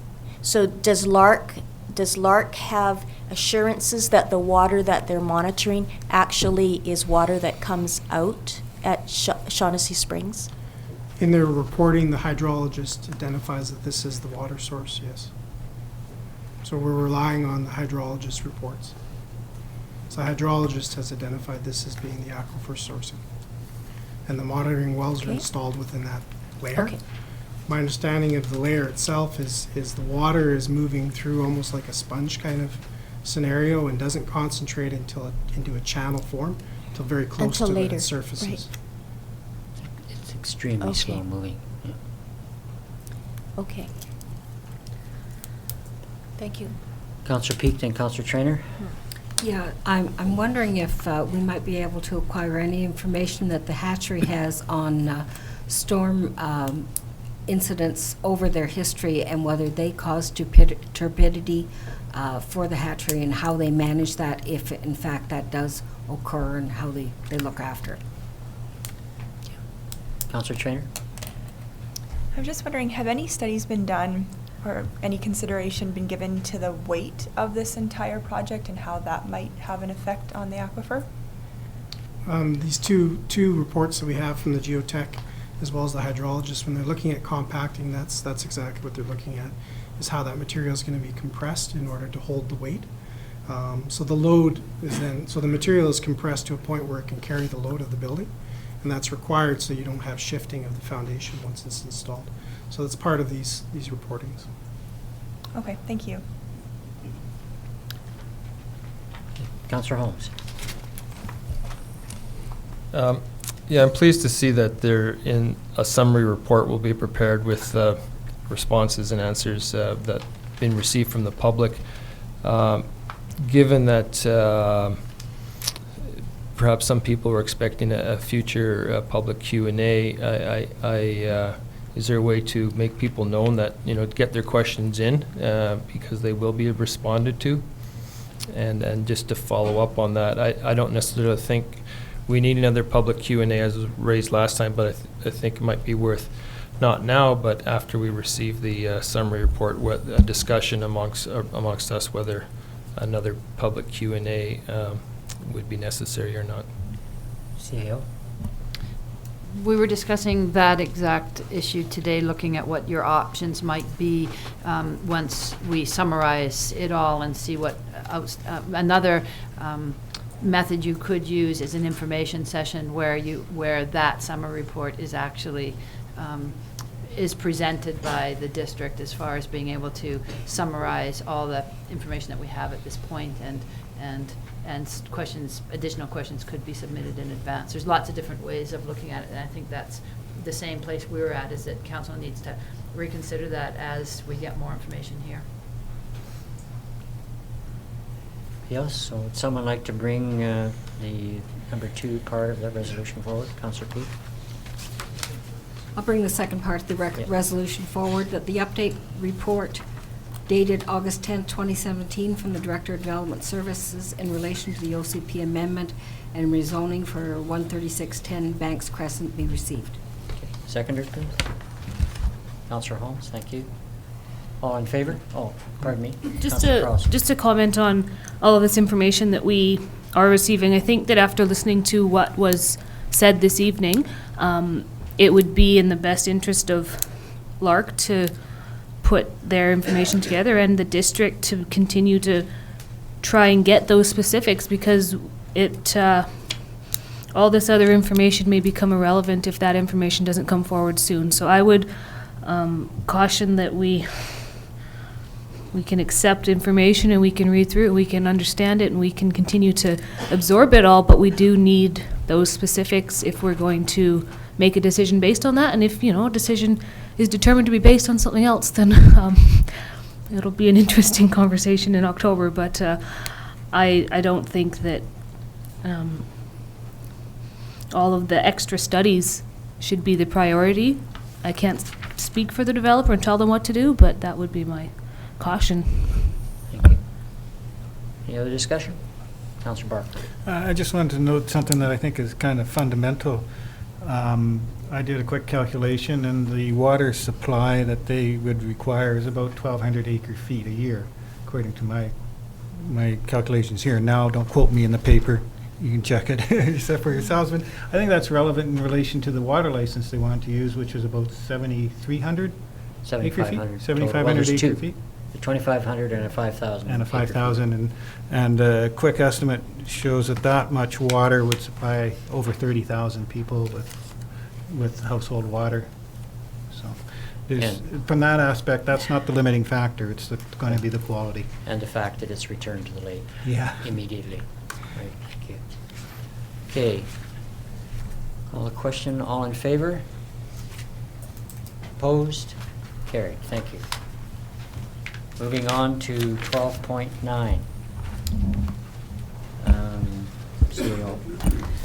So this is in relation to the $15,000 that the Chamber of Commerce has requested to take the next step for the Agriculture Innovation Center, the Okanagan Agriculture Innovation Center in Summerland. We provided $7,300 for the feasibility study. Since then, the feasibility study has been complete, and the province is very interested in exploring this further and looking at a business plan, has agreed to contribute $25,000. City of Penticton has also agreed, and Community Futures, they're looking at $15,000. I have here a recommendation from staff recommending that that we do the contribution, and that we, from a staff's perspective, with this amount of dollars, a $50,000 business plan, it's recommended that a district staff that we ask the chamber if we can include a district staff member on the steering committee to ensure that the processes that are accountable for us, the RFP process and others, that they just have that input as part of their steering committee. And then in my second recommendation, we talk about where it's funded through, and this would just be through the economic development funds. There is, at this point in time, enough money in that fund to fund it through the economic development funds. Okay. And with that in mind, it would not be required amendment to the financial plan because that fund already exists. So that particular motion, if you decide to bring it forward, would just end after the line of economic development fund. Thank you. Any questions of our CEO? Councillor Peak?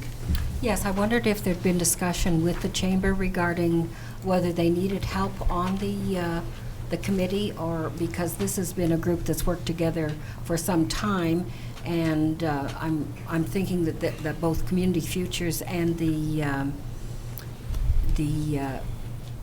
Larry Olson representing the other end of things, that they would be familiar with the processes that would be required. So I wondered that we have need to provide accountability through having somebody on the committee. I make note of the fact that the person we're having for that particular work for the economic coordinator has several projects that are really of importance to the business community that I would really want to make sure in the 11 months, because that position is only there for a year, that we get those things done for sure without an awful lot of overlap on the work that the chamber is doing on the Ag Innovation Center. One of my concerns when with the feasibility study, and I did not put it in my report, but I'll just mention to it, was that after the last one was complete, the chamber came back, or the chamber manager came back and asked for a council to contribute an extra $5,000 towards the feasibility study because the consultant had gone over budget. And I explained that we can't do business like that within the district, that if we award a contract, that if they've put in extra dollars, we don't do extra contributions. And we had a conversation that the way we manage might be different with public funds than with other funds. So that was driven that on a $7,800 contract, that it was an additional request for $5,000, and I think it's helpful. I think it came from a place of two places. We've asked to be in partnership with the chamber with our new economic development project manager. Agritech is a significant part of his mandate, and it's an opportunity for us to work closely with the chamber. It's not meant to be watchdog, or it's meant to be an opportunity for, he's got Agritech background. So I attempted to get a hold of the chamber today, but I got the answer machine each time I called, so they didn't get my message back to me yet. I wondered why I'd had discussions with the chamber when we met with them last week, because I'm sure that would have been in your mind when those discussions were. Unfortunately, only just getting that report that day, and we just had an opportunity to talk about it with staff on Thursday and Friday, so no. Councillor Carlson, and then Councillor Barclay.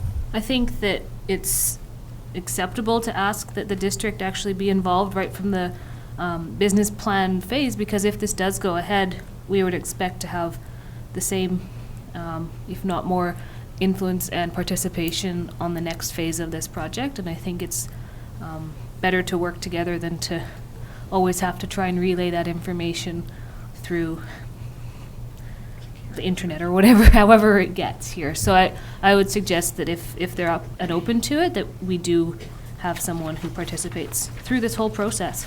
And I have to say that Christine has always asked me, Christine Petkow, the manager, has been very open to wanting my participation, and I often can't participate nearly as much as I'd like to be able to with other priorities, so I think it's an opportunity that we have a person that would be well-suited. Councillor Barkle. I was going to say something similar to Councillor Carlson. I think it would be, it's important for the council to have a representative there, but also it's good for our representative to know what's going on. And will be developing his connections and just so many sort of more, harder to describe benefits from him working with that group. So I would strongly support that we have a representative on this project. Thank you. Someone like to bring the resolution forward, please? Or a resolution? Councillor Boot?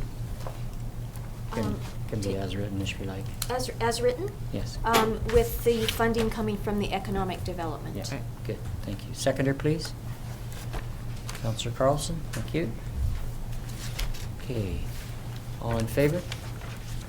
Opposed? Carried, thank you. Moving on to new business, 13.1. Mr. Strachan. Thank you, Mr. Mayor. As noted, this is a zoning bylaw text amendment related to building envelopes. This is not driven specifically by a particular application, but a staff identified item within the zoning bylaw that we're requesting a housekeeping amendment bylaw for. It is specifically around regulation that appears within the subdivision and development servicing bylaw, as well as the zoning bylaw around building envelope. And the intent of this particular regulation is to ensure that when lots are created at subdivision, that there's adequate building area on it to build a reasonably sized house. So the way the wording is on that regulation at this point is it's 10 meter by 10 meter dimensions. So specifically states that it has to be a square that's 10 meters by 10 meters. And the recommendation from staff is to move towards 100 square meters for a couple of reasons. One is lot configuration. So anytime that you get a pie-shaped lot or a reverse pie-shaped lot, or you've got a corner where you've got an irregular shaped lot, it makes it very difficult to create a 10 meter by 10 meter. So you end up creating artificially large lots. So extra areas incorporated into those lots. So it works kind of counter to some of the initiatives council's taken under their OCP to try and introduce zoning districts that allow for smaller, more affordable lots. Particularly, this impacts the RSD zones, where you're trying to create a small lot down to 12 meters in width. So if you think of a 12-meter wide lot, which is the minimum width in that zoning district, it has 1.5 meter side yard setbacks, you're now at 9 meters before you even start. So it doesn't allow for that zoning district to go down to its minimum lot size. So you therefore need to make those lots wider simply to make this regulation. So what we're looking at is amending it so that it's 100 square meters, so you would have a 9 meter wide in that scenario and just have it be a little bit longer. You still have an adequate building area that would be suitable for a house to be constructed on. It's just like creating some flexibility in there. The reason we're asking council to remove it from the subdivision and development servicing bylaw is all of these regulations around subdivision are already in the zoning bylaw. So it's somewhat redundant to have this one particular application restated within the subdivision development servicing bylaw. Second concern with it is the wording and the terminology and the provisions of it don't match between the two bylaws. So we have a conflicting bylaw. So we're asking council to consider amending this bylaw, but also in the interim allowing or setting aside these two regulations to allow for subdivisions to continue forward. We have subdivisions in process, particularly around the RSD1, that would be impacted. This came to light when we started to review those subdivisions, and they were about to apply for development variance permits. So we're going to have a series of development variance permits to vary this regulation. in reviewing that, came back with this option to address the issue wholesale instead of dealing with it one-off. Variances address the regulatory problem right away. Thank you. Councillor Carlson. So this is the same bylaw that's been discussed for some time to be updated, is that? And there's budget put towards it and just a matter, is that the right? The subdivision development. Is this the services- beginning of that? It's kind of my question. Are we It- working towards updating this bylaw, and this is a really important piece of that to make things a little bit more smooth in development services? It more specifically is impacting because it has different regulations than the zoning bylaw. So this is more of a housekeeping matter, the overall bylaw review. I think more we don't want to wait for the bylaw Yeah. review It's a in order timing. to do this. We would like to take care of it a little sooner. But that is part of our budget for this year, is to look at redoing the subdivision servicing bylaw. But we're hoping that we don't wait for that to take place, instead address some of these housekeeping items that are impacting development and subdivision now as a housekeeping item. This regulation, if we were proposing to just remove it altogether from the subdivision servicing bylaw, just leave it in the zoning bylaw, where it fits with all the other regulations that are in that bylaw. That's where most of the subdivision regulations are, around lot configuration and sizing, and leave the subdivision servicing bylaw to deal with specific infrastructure, sewer, water, Right. all those pieces, and not have a conflict in bylaw. Thank you. Councillor Booth. Thank you. Just very quickly, I think you've answered this question. I had it written down. Will this reduce the number of setback development variance permits that we listen to at council? Not likely. It will reduce the number of variances you receive, and you won't receive a number of variances to this specific regulation. A lot of the setback variances, including the one you saw earlier today, are related to the fabric that's in our parcel fabric of the community already. So we've got a lot of existing parcels that have unusual configuration and unusual histories of creation. So they do require variances in order to develop on them. So it won't reduce those ones, but it will reduce the number of variants you receive for new lots to be created. Okay, thank you. Okay, would someone like to bring that resolution forward? I will. Can it be another as written? If you like, Or- yes. Yeah. Okay. I mean, it's going to take half an hour to read that. So yes, I would like to bring that forward as written. Okay, thank you. Seconder, please. Councillor Trainer, thank you. All in favor? Opposed? Carried. Thank you very much. There'll be a public hearing on the topic on September 11th. I think that might be important to say out loud. Good point. Yeah, good point. Okay. Moving on to 14.1. Mr. Strachan.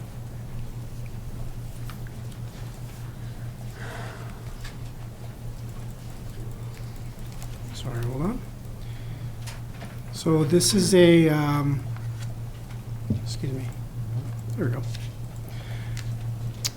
So this is a application that brought forward to council at their last meeting. Are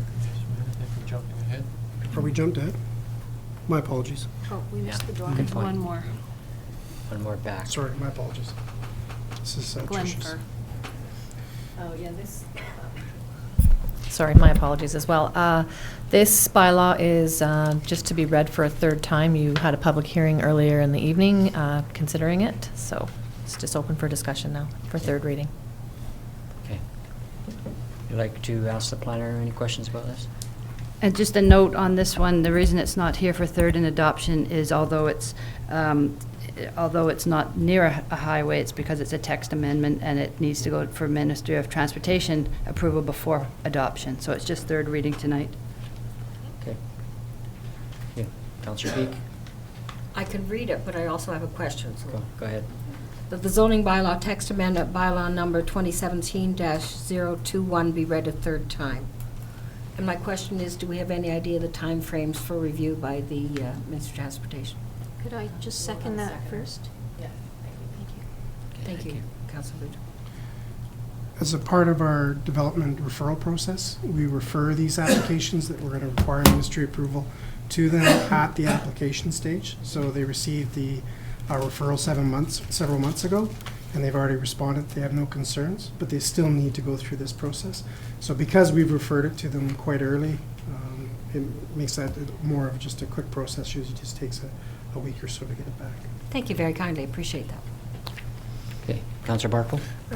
The correspondence that we received concerning this addressed the question I had in mind. What would be the setback requirements for a dormitory building if this was to go ahead? I mean, I looked at that and I thought, oh, geez, don't want to have a 4-story dormitory peering down on somebody from real close.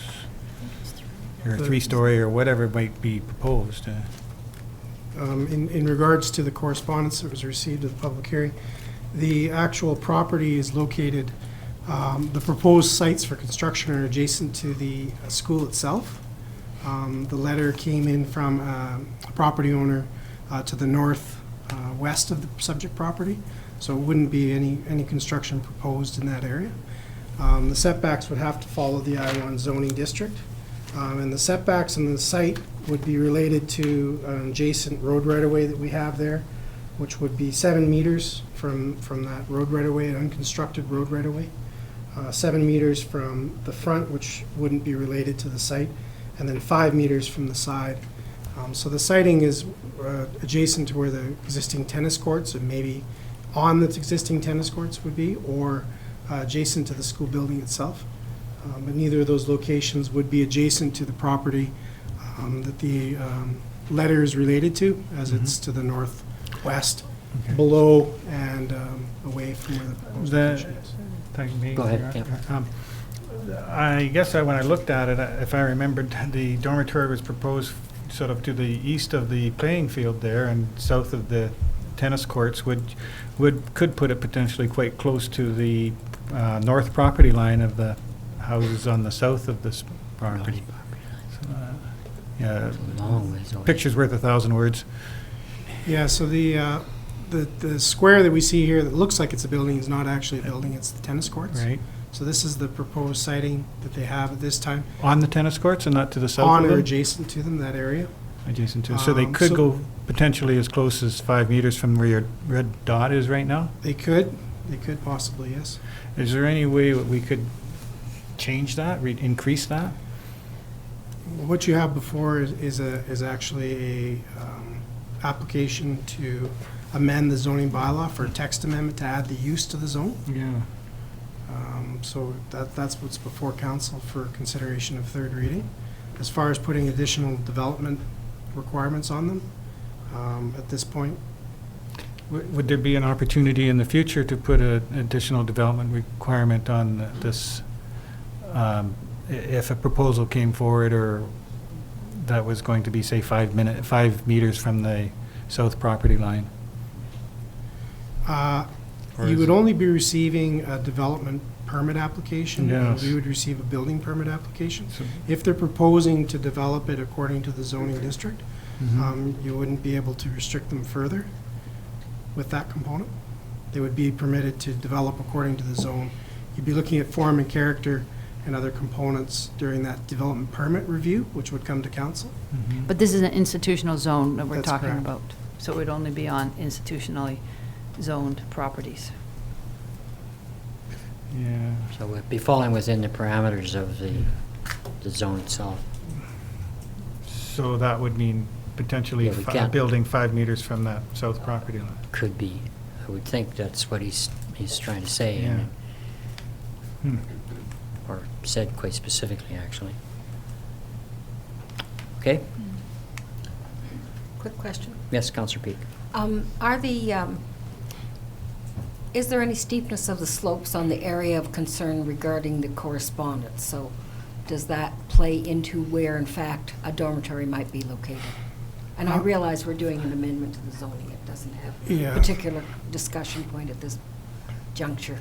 The actual property is north, is in this cul-de-sac here, where the letter came in from.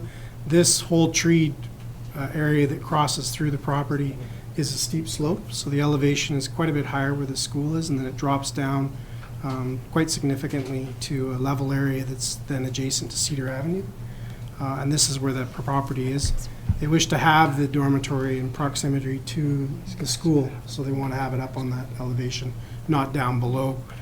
You wouldn't necessarily be able to, well, not without difficulty, construct an access up through that steep slope, which is quite rocky as well.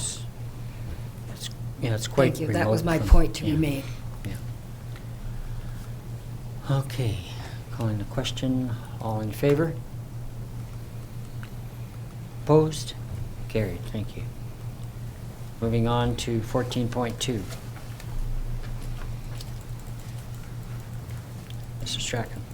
Thank you. This is the an OCP and rezoning application that came before council at their last meeting, and council asked staff to look at information on two components of that application and potential for a pedestrian walkway, as well as for a small park space. So staff reviewed those two components specifically and have provided back to council information on that, noting that the pedestrian connectivity would be is normally part of a subdivision, and our OCP bylaws within the OCP have clear outlines that pedestrian connectivity should be a part of it, and the approving officer would bring forward those components in their consideration of a subdivision application and would require a walkway. Normally, they're not specifically delineated during a rezoning application because there can be changes that take place, and that's what during the subdivision process there's technical components of servicing, lot configuration, geotechnical, all these other factors that could alter the configuration of the proposed subdivision. So if council specifically picks a corridor, that may need to come back to council to amend it. So we've provided sort of the background on why the approving officer would include a pedestrian connectivity based on what's already in bylaw at this time and the policy and goals specifically around the OCP. The second component was a small park space, and we reviewed this with our Parks and Recreation Department as well as our Public Works, and have recommended that we stay with the current planning that we have in place for a couple of reasons. One is the proximity of the property to existing open space within the school ground, as well as further down Nixon, which the pedestrian walkway makes sense for connectivity to, as well as the small parks. If we lose the plan as it is now, we could begin to create maintenance and costs that will be cumulative and would impact our larger, what we have available for larger park space. So it's the report outlines what would happen in the scenario if there is not a park created within this, how the developer then contributes 5% of the assessed value as a cash value, and then that can be used for parks anywhere in the community according to the Parks Master Plan. As well as we would be receiving the DCCs for 21 lots under the current proposal. For each of the new lots, there's always one credit for the existing property. Thank you, Mr. Mayor. Okay, thank you. Any questions of the planner? Councillor Traynor. Thanks a lot for your report. I just had a question about what kind of guidance, I guess is the word, can council give to these kind of developments to encourage some kind of green space? Like, I understand the park, but in terms of a pathway, for example, like maybe having a bench or slightly wider sides on the pathway that just provide for more green space instead of just like, you know, asphalt pathway kind of thing. So I was just wondering, is there anything that we can do just to make the development, you know, a little bit more environmentally friendly and pleasing? At this point, the way that the plans are set up, there's no provisions within those plans. Council, so a part of our recommendation that if council wishes to explore sort of augmented or additional small park space, they do it somewhat comprehensively and look at the policy overall and possibly an OCP policy or a parks plan, which is under review right now, to add some policy in there so that there's some consistency in the community and not just do it for a specific application. So that's the staff recommendation, is to look at the Parks Master Plan as it comes to council, as well as the OCPA when it comes up for review, and look at these components and see if there's opportunities for additional augmentation of these. There is specifically around the pedestrian corridors, there are issues from a SEPTED perspective. So from a safety perspective, when you do create places for people to stop along them, they're meant as transportation connections, not for people to assemble. So that's why you have the larger parks where there's picnic tables and so forth, particularly in a subdivision like this where you've actually got homes on either side. So if you create a place for people to be instead of travel through, that can create some issues. But yeah, the recommendation is to look at it more comprehensively. If small park space is what council would like to look at in the future, that we look at it through the review of the Parks Master Plan or other larger scale plans that would be community comprehensive.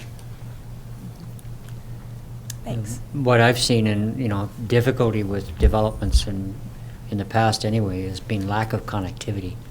So I think leaving it up to, the planning department try and figure out with the developer what they can do, to make things like access to Powell Beach, for example, in that park area easier, instead of having to go all the way around, et cetera. It'll just be much better. But there are safety issues, I think, is what Mr. Strachan was implying, when you've got to be careful how you construct those areas as well. So. But it's also, I think, that because the approving officer has a lot of control over working with the developer, I think messaging like what council has given staff over the last 2 meetings, that is your expectation for development, certainly informs the approving officer when he's working with these in the future, and what he asked for. Okay, thank you. Oh, Councillor Traynor, sorry. Yeah, and I just wanted to add that I'm certainly not just picking on this development. I just thought moving forward, as we have more things like this come forward, I'm just looking at ways that we could create, more environmentally friendly or pleasing developments. So.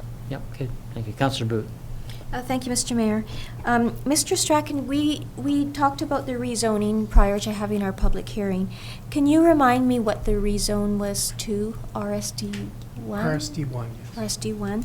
And is that's the smallest lot size that we have in the district? No, we have one smaller, which is the RSD1I, which allows for a smaller lot size.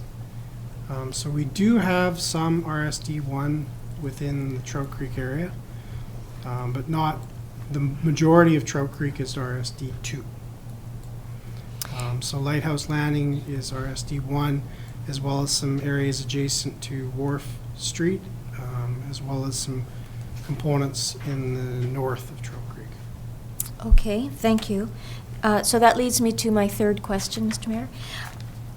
If we were to request a sidewalk from Britain to Nixon, given the rezoning to RSD1, would that impact, well, I guess, reduce the number of lots that were made available? I'm not sure if I can answer that question. I'm just checking to see if we have a sidewalk on Brighton already. I don't believe we do.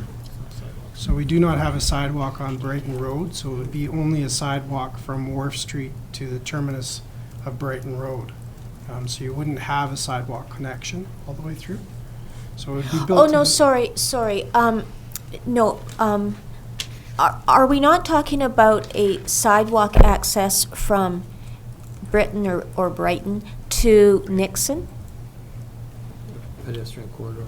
Pedestrian corridor, thank you. Sorry, yeah, so we'd be looking at a pedestrian corridor either through between 2 lots at the northern end or down a little further. We would leave that to the engineers to sort of sort out what the best place would be for that to come out, based on where light pole signs, all the other things that exist in the field are placed. So we would be looking for that to be located as close as possible to the northern end. Whether that would be between the first two lots or the second two lots, that's what we've kind of recommended to council to leave Okay. that with. But our policies say there should be a pedestrian connection. The specific of its location, we're asking that we leave that to the engineers and the approving officers. Yes, So and I that's- don't, oh, sorry. No, go ahead. Yeah, and I don't want to interfere with operations. I just thought, I just wanted to make sure that when the pedestrian corridor, wherever it was not going to impact the owners of the property in reducing the number of lots. There could be many factors that could result in them having fewer lots, depending on how the infrastructure planning works out for the sewer, the water. So, yeah, this specific one, if it's a 3-meter wide corridor that's a statutory right-of-way, for example, instead of a dedicated corridor, it wouldn't affect the existing configuration. Okay.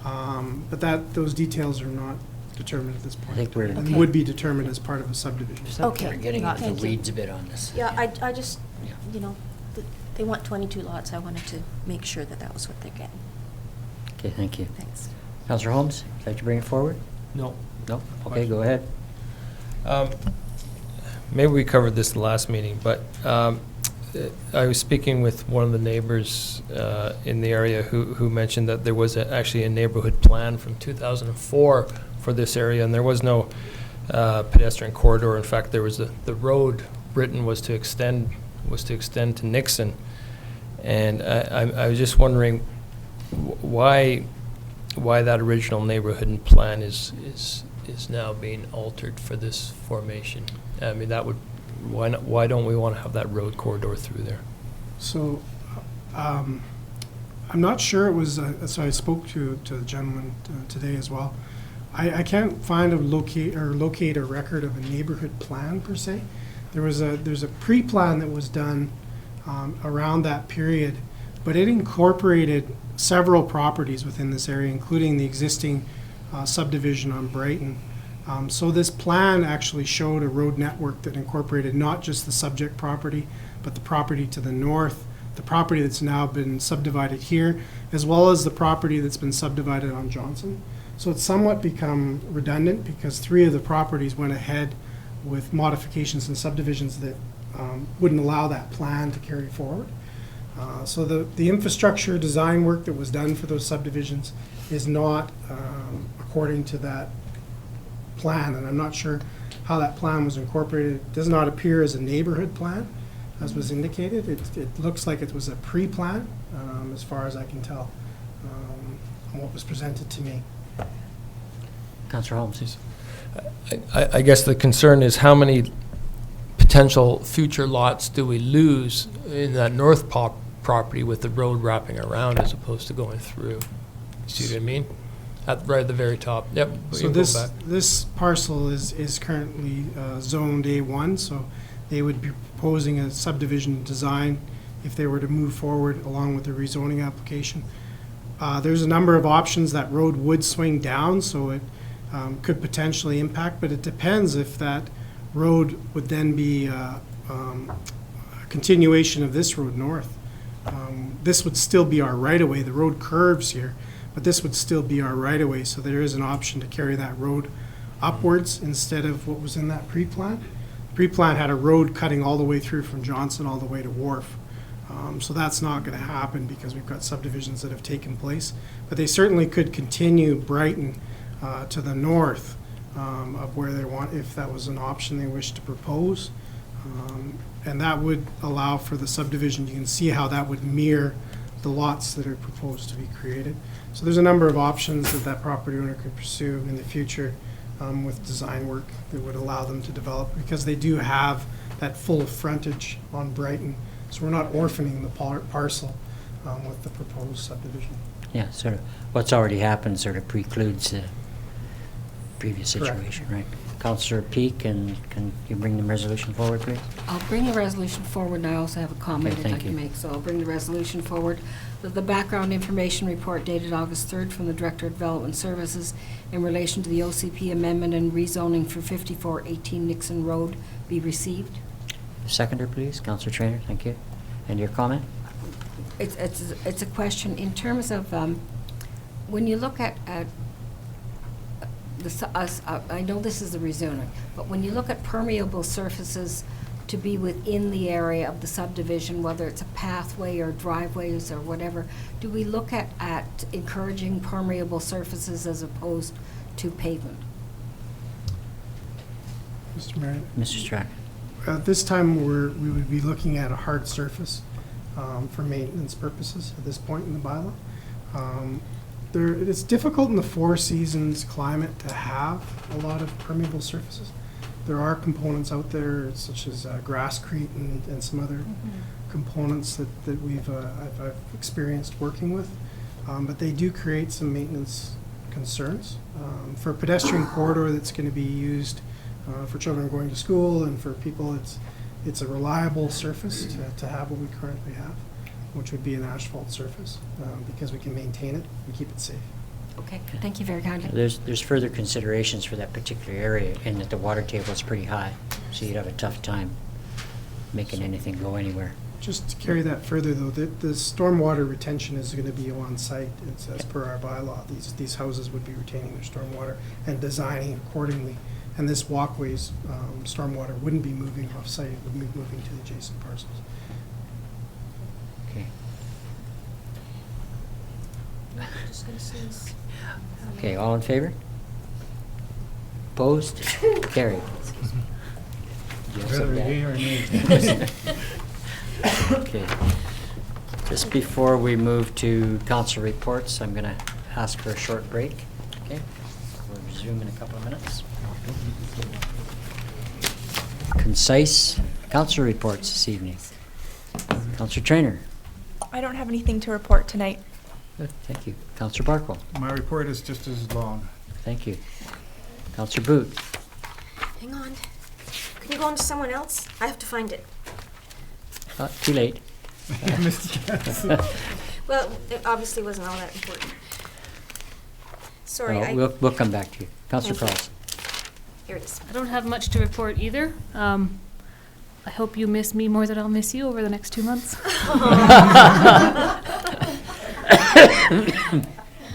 That wasn't very nice, was it? Councilor Holmes. I'll miss Councilor Carlson. I have no report. Okay, Councilor Peak.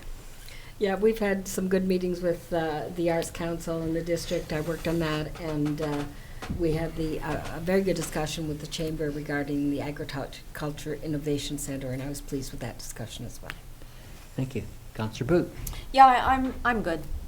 I have to get home and get my homework done. So I'm good. Okay. Okay, moving on now to an opportunity for the public to raise any concerns they might want to bring up. So would somebody like to come forward? Yes. Good evening, Mayor and Council. My name's Kathy Smith, and I live at 10695 Aileen Avenue. I'm here tonight to speak to the correspondence that I sent to you and to the email I sent to you on August the 4th requesting that you read my letter to the editor of the Summerland Review regarding the decision by the Regional District Okanagan-Similkameen to lease Summerland land for its regional sewage and composting facility. It would have been so encouraging to have a reply from any one of you.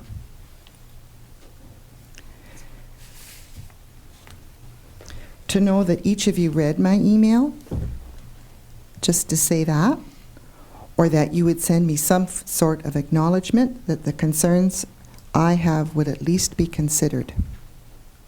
Tonight, I stand before you again and ask you to publicly announce the procedures and timeline you are going to take to inform Summerland residents about the Regional District Sewage and Compost Facility for Summerland, and to do so as soon as possible in the district newsletter with our utility statements. Since the August 2nd article was published announcing the RDOS decision, others than myself are asking, how could this possibly be, and this was quoted in the August 10th Summerland Review, how could this possibly be a good fit for Summerland when hundreds of Marin Valley residents, Area D Director Tom Siddon, and the provincial MLA Linda Larson opposed the plan for their community. Why did Mayor Waterman and Councillor Boot not vote against the decision for Summerland, or ask its citizens to attend the same board meeting for support?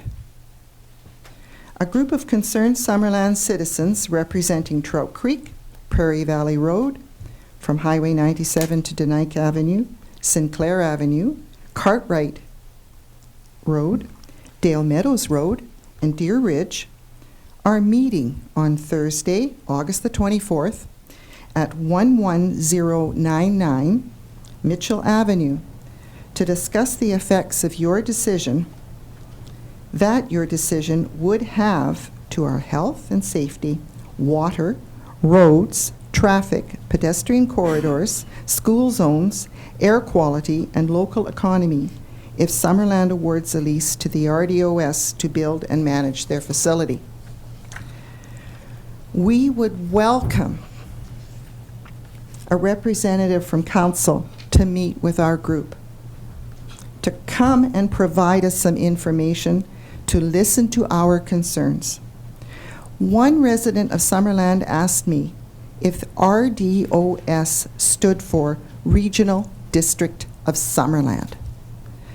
The goal of our group is to, number one, inform residents of Summerland of the municipality, to inform residents of the municipality of Summerland about this decision, to gather support to oppose this decision, and to work with council to reject this proposal and keep our landfill local for our future needs.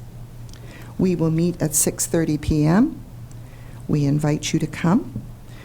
We invite all residents of Summerland to make them welcome, bring a lawn chair and water. Thank you. Could you repeat the date again?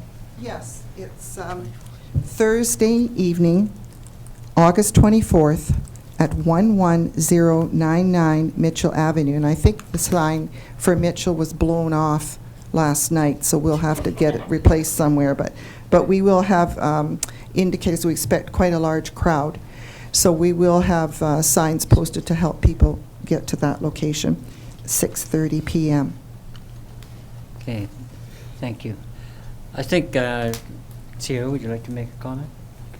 If you want me to speak to the Well, I was process, thinking of the process, because we indicated earlier that we were going to introduce the process at the next council meeting, and perhaps you can address that, but I also have another couple of comments. Go ahead. Just to reiterate what I mentioned at the beginning of the meeting, we've staff has received the formal notification from the regional district that they'll be requesting to enter into a lease with the district. So it will come as the item on next agenda, and that's when council will determine, number one, if they want to start a process, and number two, what they want that process to be. So the discussion will occur at next meeting. Go ahead, sorry. Yeah, go ahead. I think, I would like to make a comment regarding what happened at the RDUS, because I think to some extent in my mayor's report I addressed situations like this, where I considered the opportunity to examine projects is worth doing the examination and bringing it through the process, because there's information needs to come forward about where this facility would be specifically and what would be the impacts. We don't know everything yet, but I have spent some time with staff up at the site looking at, where would things take place, what would be some of the impacts, etc. And so there's information coming forward that will actually, in my mind, improve our present landfill considerably and remove aspects of our landfill to a better location than what is currently in place. So we need to look at this with an open mind, because we could be better off as a community with a rejigging of what happens with our landfill. And we may have an opportunity here that we wouldn't have otherwise if we weren't willing to entertain and discuss the project. So and when I said earlier that, you know, when things can go awry is when not statements, but positions are taken before there's any information whatsoever regarding our particular situation here in Summerland. You know, it was a general thing that was looked at by the RDOS. Yes, well, that's why, you know, I just to be fair, you know, I'm obviously it would have been very much easier for me at the RDOS board table to say, you know what, we don't want it in Summerland because I don't want to deal with the controversy. Okay, now I'm not gonna do that because I don't mind having controversy if we are dealing with information and can relay the facts appropriately and look at everything. Now, just hang on, because we need to look at projects, we need to look at what's in front of us carefully. At this point, we have very little information other than what I've gleaned to date.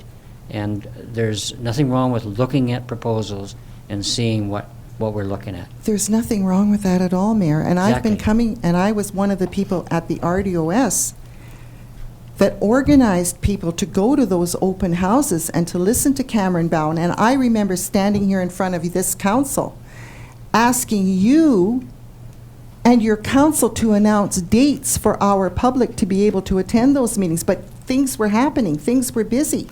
Now my group and myself are asking you, give us your timelines and your process as quickly as possible, because we want to discuss, we want to bring forward, and we want to examine, but so far, we haven't been given that information. So we're looking forward to it.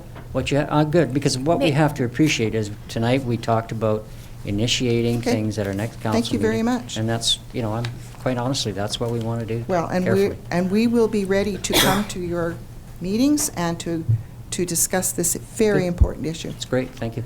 Councillor Bird. Kathy, you addressed me. I'd like to respond, please. What we voted on at RDOS was at the committee level. My understanding, because I asked this right at the meeting, my understanding is that this will be coming forward to council eventually for whether or not Summerland wants to have a lease. But even before that, the staff of RDOS and the staff of Summerland,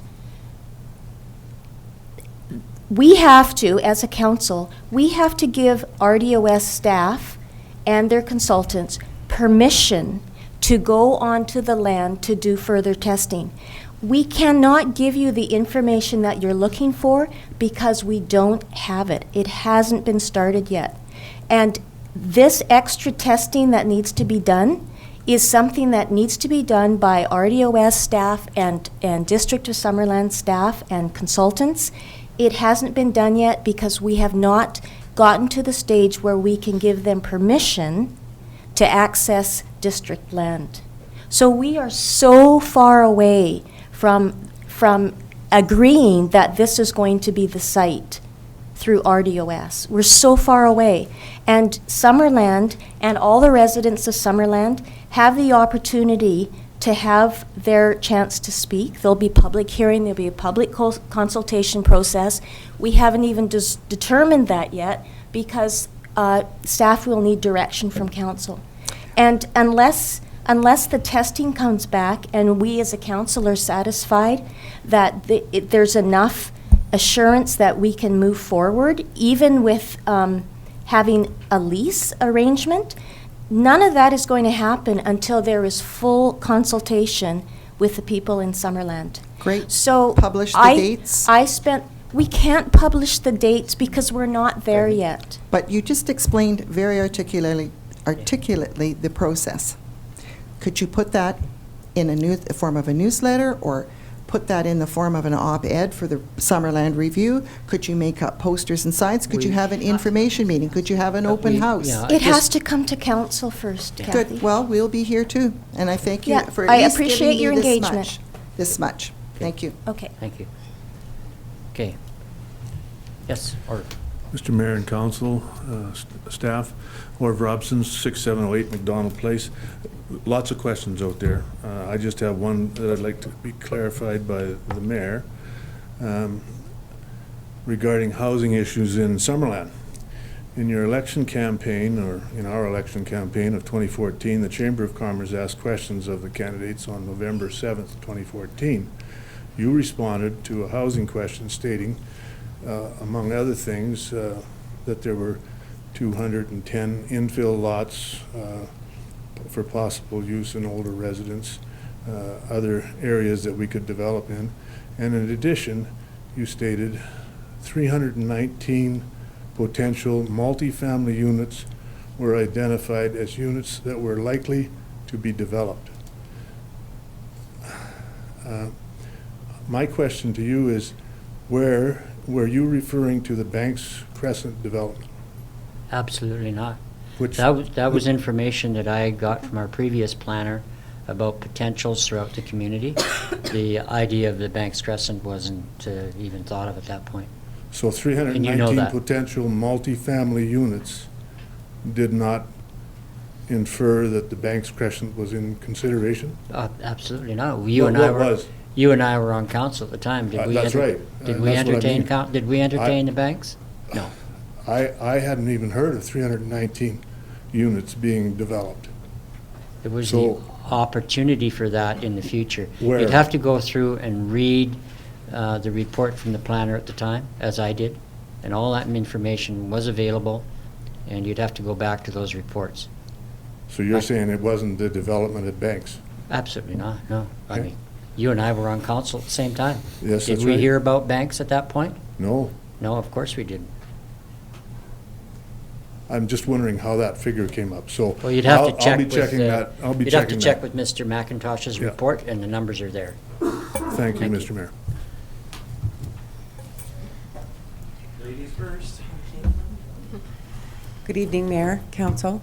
My name is Sandy Paulson. I live at 6502 Solly Road. I just would like a little bit of clarification this evening, listening to the presentation by Freshwater Fisheries and certainly comments made by some council members. I also attended an information session several months ago where my takeaway from that session was that until and or if freshwater fisheries issues could be addressed, we wouldn't be moving any further along in the process for the Banks Crescent development. I think that was reiterated in somewhat like terms here tonight. I also heard, and correct me if I'm wrong, October 26th was the earliest possible date there could be a public hearing, and that was based on the staff's resources required to address a bunch of other issues with the development, like lighting and electrical, sewer, etc. My question is this. If we have to address the freshwater fisheries first, why are all of the district council and staff's focus on that piece?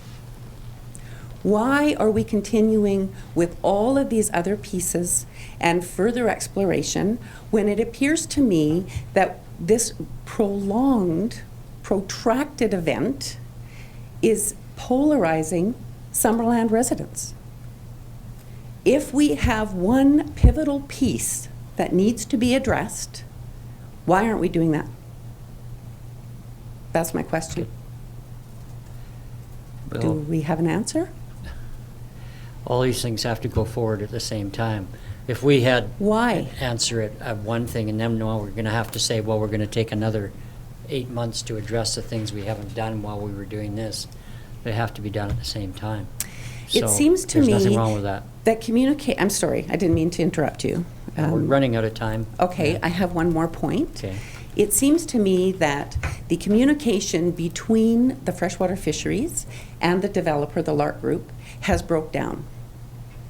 There is distrust there, and the Lark Group does not seem to be focusing on answering the multiple questions and letters that have been forwarded by freshwater fisheries.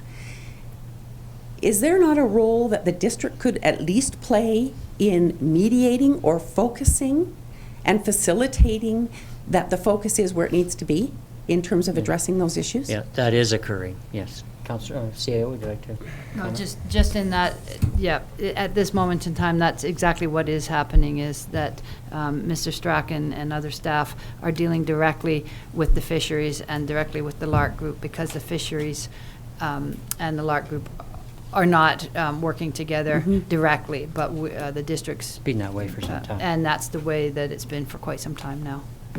Right, because of LARC's failure to address the issues. No, I wouldn't be as bold as to say that. I think they're providing information, and they have to, things have to measure up, as we were pointing out earlier, that there are specifics that freshwater fisheries wants to see, and LARC must answer those, and that's what we're in the middle of trying to do. But I think was to remind, what our planner said over the last couple of meetings, is that this is a comprehensive development. It is complex. It's not as simple as what we dealt with a little while ago in Trout Creek with a 22-lot subdivision. It's much more complex than that, so it does take time. I appreciate that, and I can certainly understand the magnitude of this development. I just go back to my original question.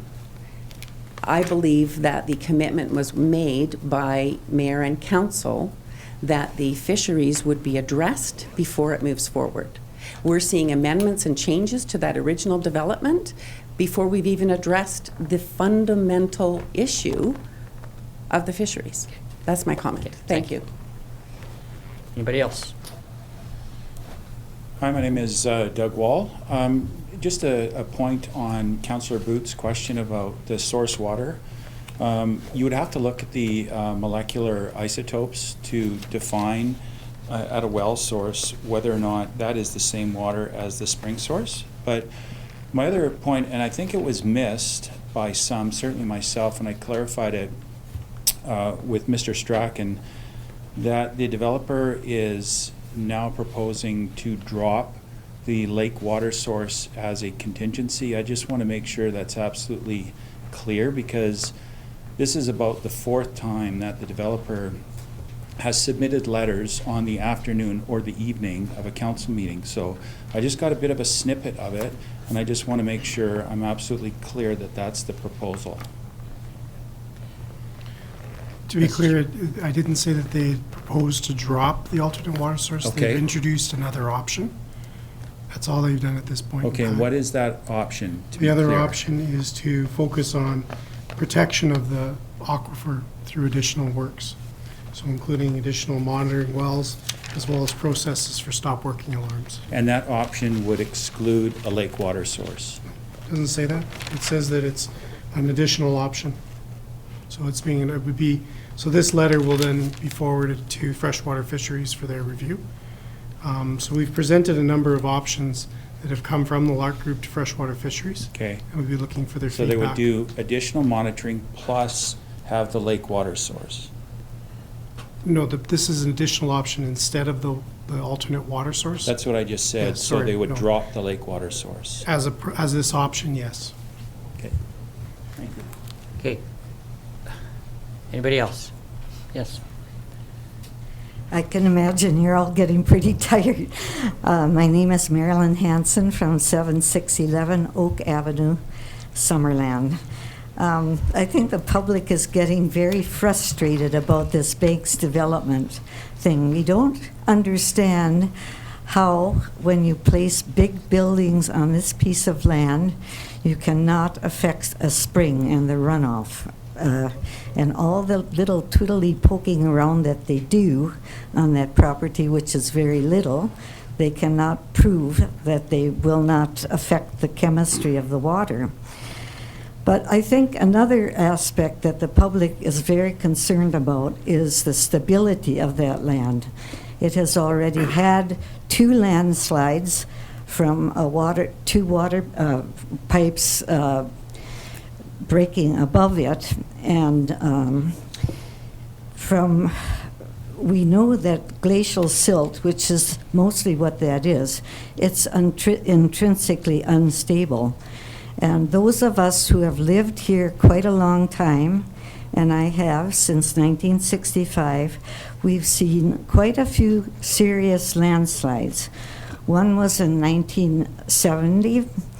A radio repairman came to my house, and 1 week later he was dead because a cliff in Lower Town fell on his house and swept 3 houses away. Another cliff, I'll give you an idea of 60 meters there were covered with 4 meters of silt.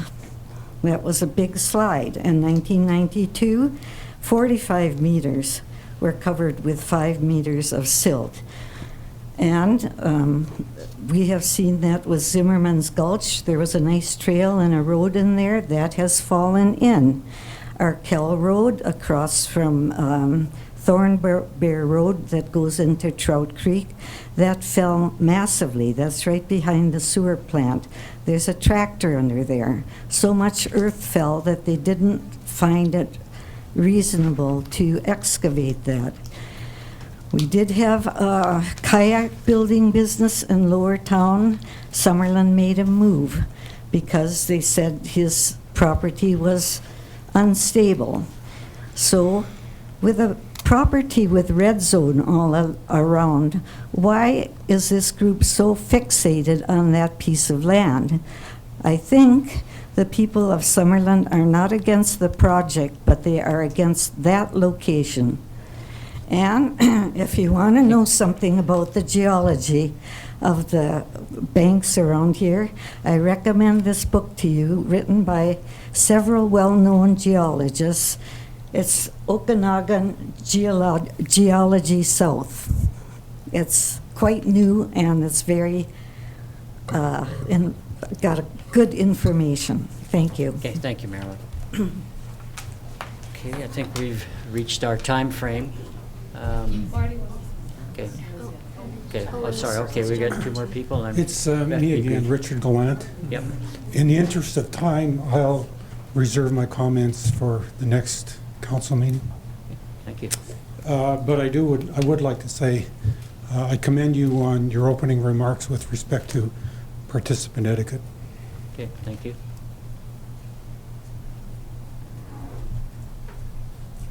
Thank you, Mr. Mayor. Martin Van Alphen, 15704 Handley Street. There was some comments made about the Garnet Valley Road project, the water twinning, and it's within $25,000 of budget. Is that correct? Yes. Has there been any downsizing of the scope of this project to meet those budget numbers? There was a council entertained the change in the scope in certain parts. 2 council meetings ago, there was a change in the scope of the project due to some engineering error, and also a contribution by the engineers of $250,000 towards the project. Okay, so we had a couple of public meetings prior to the project taking place. Has the public been notified of changes out there? Like, I'm sorry, has it gone out in a newsletter, via email? Just a question, because I know we had those preliminary meetings, and it was a scope of the project that we all bought into, and now there's some changes apparently, so. There are relatively minor changes in width for the cycling areas, mostly constrictions around the type of material that had to be dealt with, and gas lines and so on that are in proximity. Okay. So it was a difficult thing for us to do, but there was some narrowing here and there, and that was what we brought up 2 council meetings ago. Right, something but the like road width itself was maintained. Yeah. But It's if, just the if it hasn't, and I'll have to check, but if there hasn't been sort of, if it wasn't in the newsletter, we could certainly do some information. I know that the press did cover it when it was. I appreciate that. I also just wanted to make a quick comment. The contractor and his staff and the flag people have been incredible. Great. You know, I know it's a difficult project out there. It's one way in, one way out, but I commend them for the job they're doing, and the politeness, and the flag people are wonderful. Another quick question, just thank you to Councillor Boot and Councillor Carlson and yourself, Mr. Mayor, for taking my phone call. I know you have called this place, so I was surprised that you took my calls. Regarding the water, you know, the agricultural water, 800 millimeter overage type situation, I appreciate that council rescinded it for 2017, and I'm looking forward to working on the water committee to maybe come up with a better solution. Okay. Thank you. Thank you so much. Thank you. Okay. Moving forward, we have an opportunity for the press to ask any questions. John? Susan? Okay. Thank you. Could I entertain a motion for adjournment, please? Councillor Boot? Councillor Holmes? All in favor? Opposed? One. Thank you.